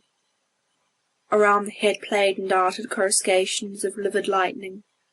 The eyes became like balls of lurid fire, and seemed fixed and withering an intolerable wrath upon the countenance of the Greek. Awed and appalled by the sudden and mystic answer to the prayers of his foe, and not free from the hereditary superstitions of his race, the cheeks of Glaucus paled before that strange and ghastly animation of the marble. His knees knocked together, he stood, seized with a divine panic, dismayed, aghast, half unmanned before his foe. Arbaces gave him not breathing time to recover his stupor. "Die, wretch!" he shouted, in a voice of thunder, as he sprang upon the Greek. "The mighty mother claims thee as a living sacrifice." Taken thus by surprise in the first consternation of his superstitious fears, the Greek lost his footing. The marble floor was as smooth as glass. He slid. He fell. Arbaces planted his foot on the breast of his fallen foe. Arbaces, taught by his sacred profession, as well as by his knowledge of Arbaces, to distrust all miraculous interpositions, had not shared the dismay of his companion. He rushed forward. His knife gleamed in the air. The watchful Egyptian caught his arm as it descended. One wrench of his powerful hand tore the weapon from the weak grasp of the priest. One sweeping blow stretched him to the earth. With a loud and exulting yell, Arbaces brandished the knife on high. Glaucus gazed upon his impending foe with unwinking eyes, and in the stern and scornful resignation of a fallen gladiator. When, at that awful instant, the floor shook under them with a rapid and convulsive throe. A mightier spirit than that of the Egyptian was abroad, a giant and crushing power, before which sunk into sudden impotence his passion and his arts.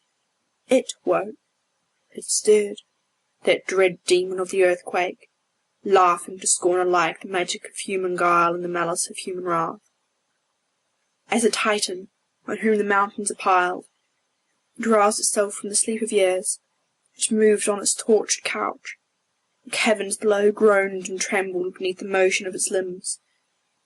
In the moment of his vengeance and his power, the self-prized demigod was humbled to his real clay. Far and wide along the soil went a hoarse and rumbling sound. The curtains of the chamber shook as at the blast of a storm. The altar rocked, the tripod reeled, and high over the place of contest, the column trembled and waved from side to side. The sable head of the goddess tottered and fell from its pedestal, and as the Egyptian stooped above his intended victim, right upon his bended form, right between the shoulders and the neck, struck the marble mass. The shock stretched him like the blow of death. At once, suddenly, without sound or motion, or semblance of life, upon the floor, apparently crushed by the very divinity he had impiously animated and invoked. "The earth has preserved her children," said Glaucus, staggering to his feet. "Blessed be the dread convulsion. Let us worship the providence of the gods." He assisted Arbaces to rise, and then turned upward the face of Arbaces. It seemed locked as in death. Blood gushed from the Egyptian's lips over his glittering robes. He fell heavily from the arms of Glaucus, and the red stream trickled slowly along the marble.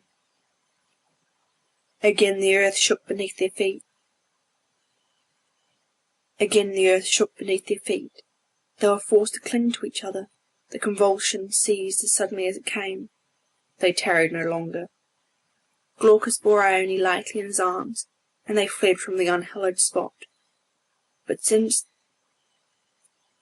they had entered the garden than they were met on all sides by flying and assaulted groups of women and slaves, whose festive and glittering garments contrasted in mockery the solemn terror of the hour. They did not appear to heed the strangers. They were occupied only with their own fears. After the tranquillity of 16 years, that burning and treacherous soil again menaced destruction. They uttered but one cry. "The earthquake! The earthquake!" And passing unmolested from the midst of them, Arbaces and his companions, without entering the house, hastened down one of the alleys, past a small open gate, and there, sitting on a little mound over which spread the gloom of the dark green aloes. The moonlight fell on the bended figure of the blind girl. She was weeping bitterly.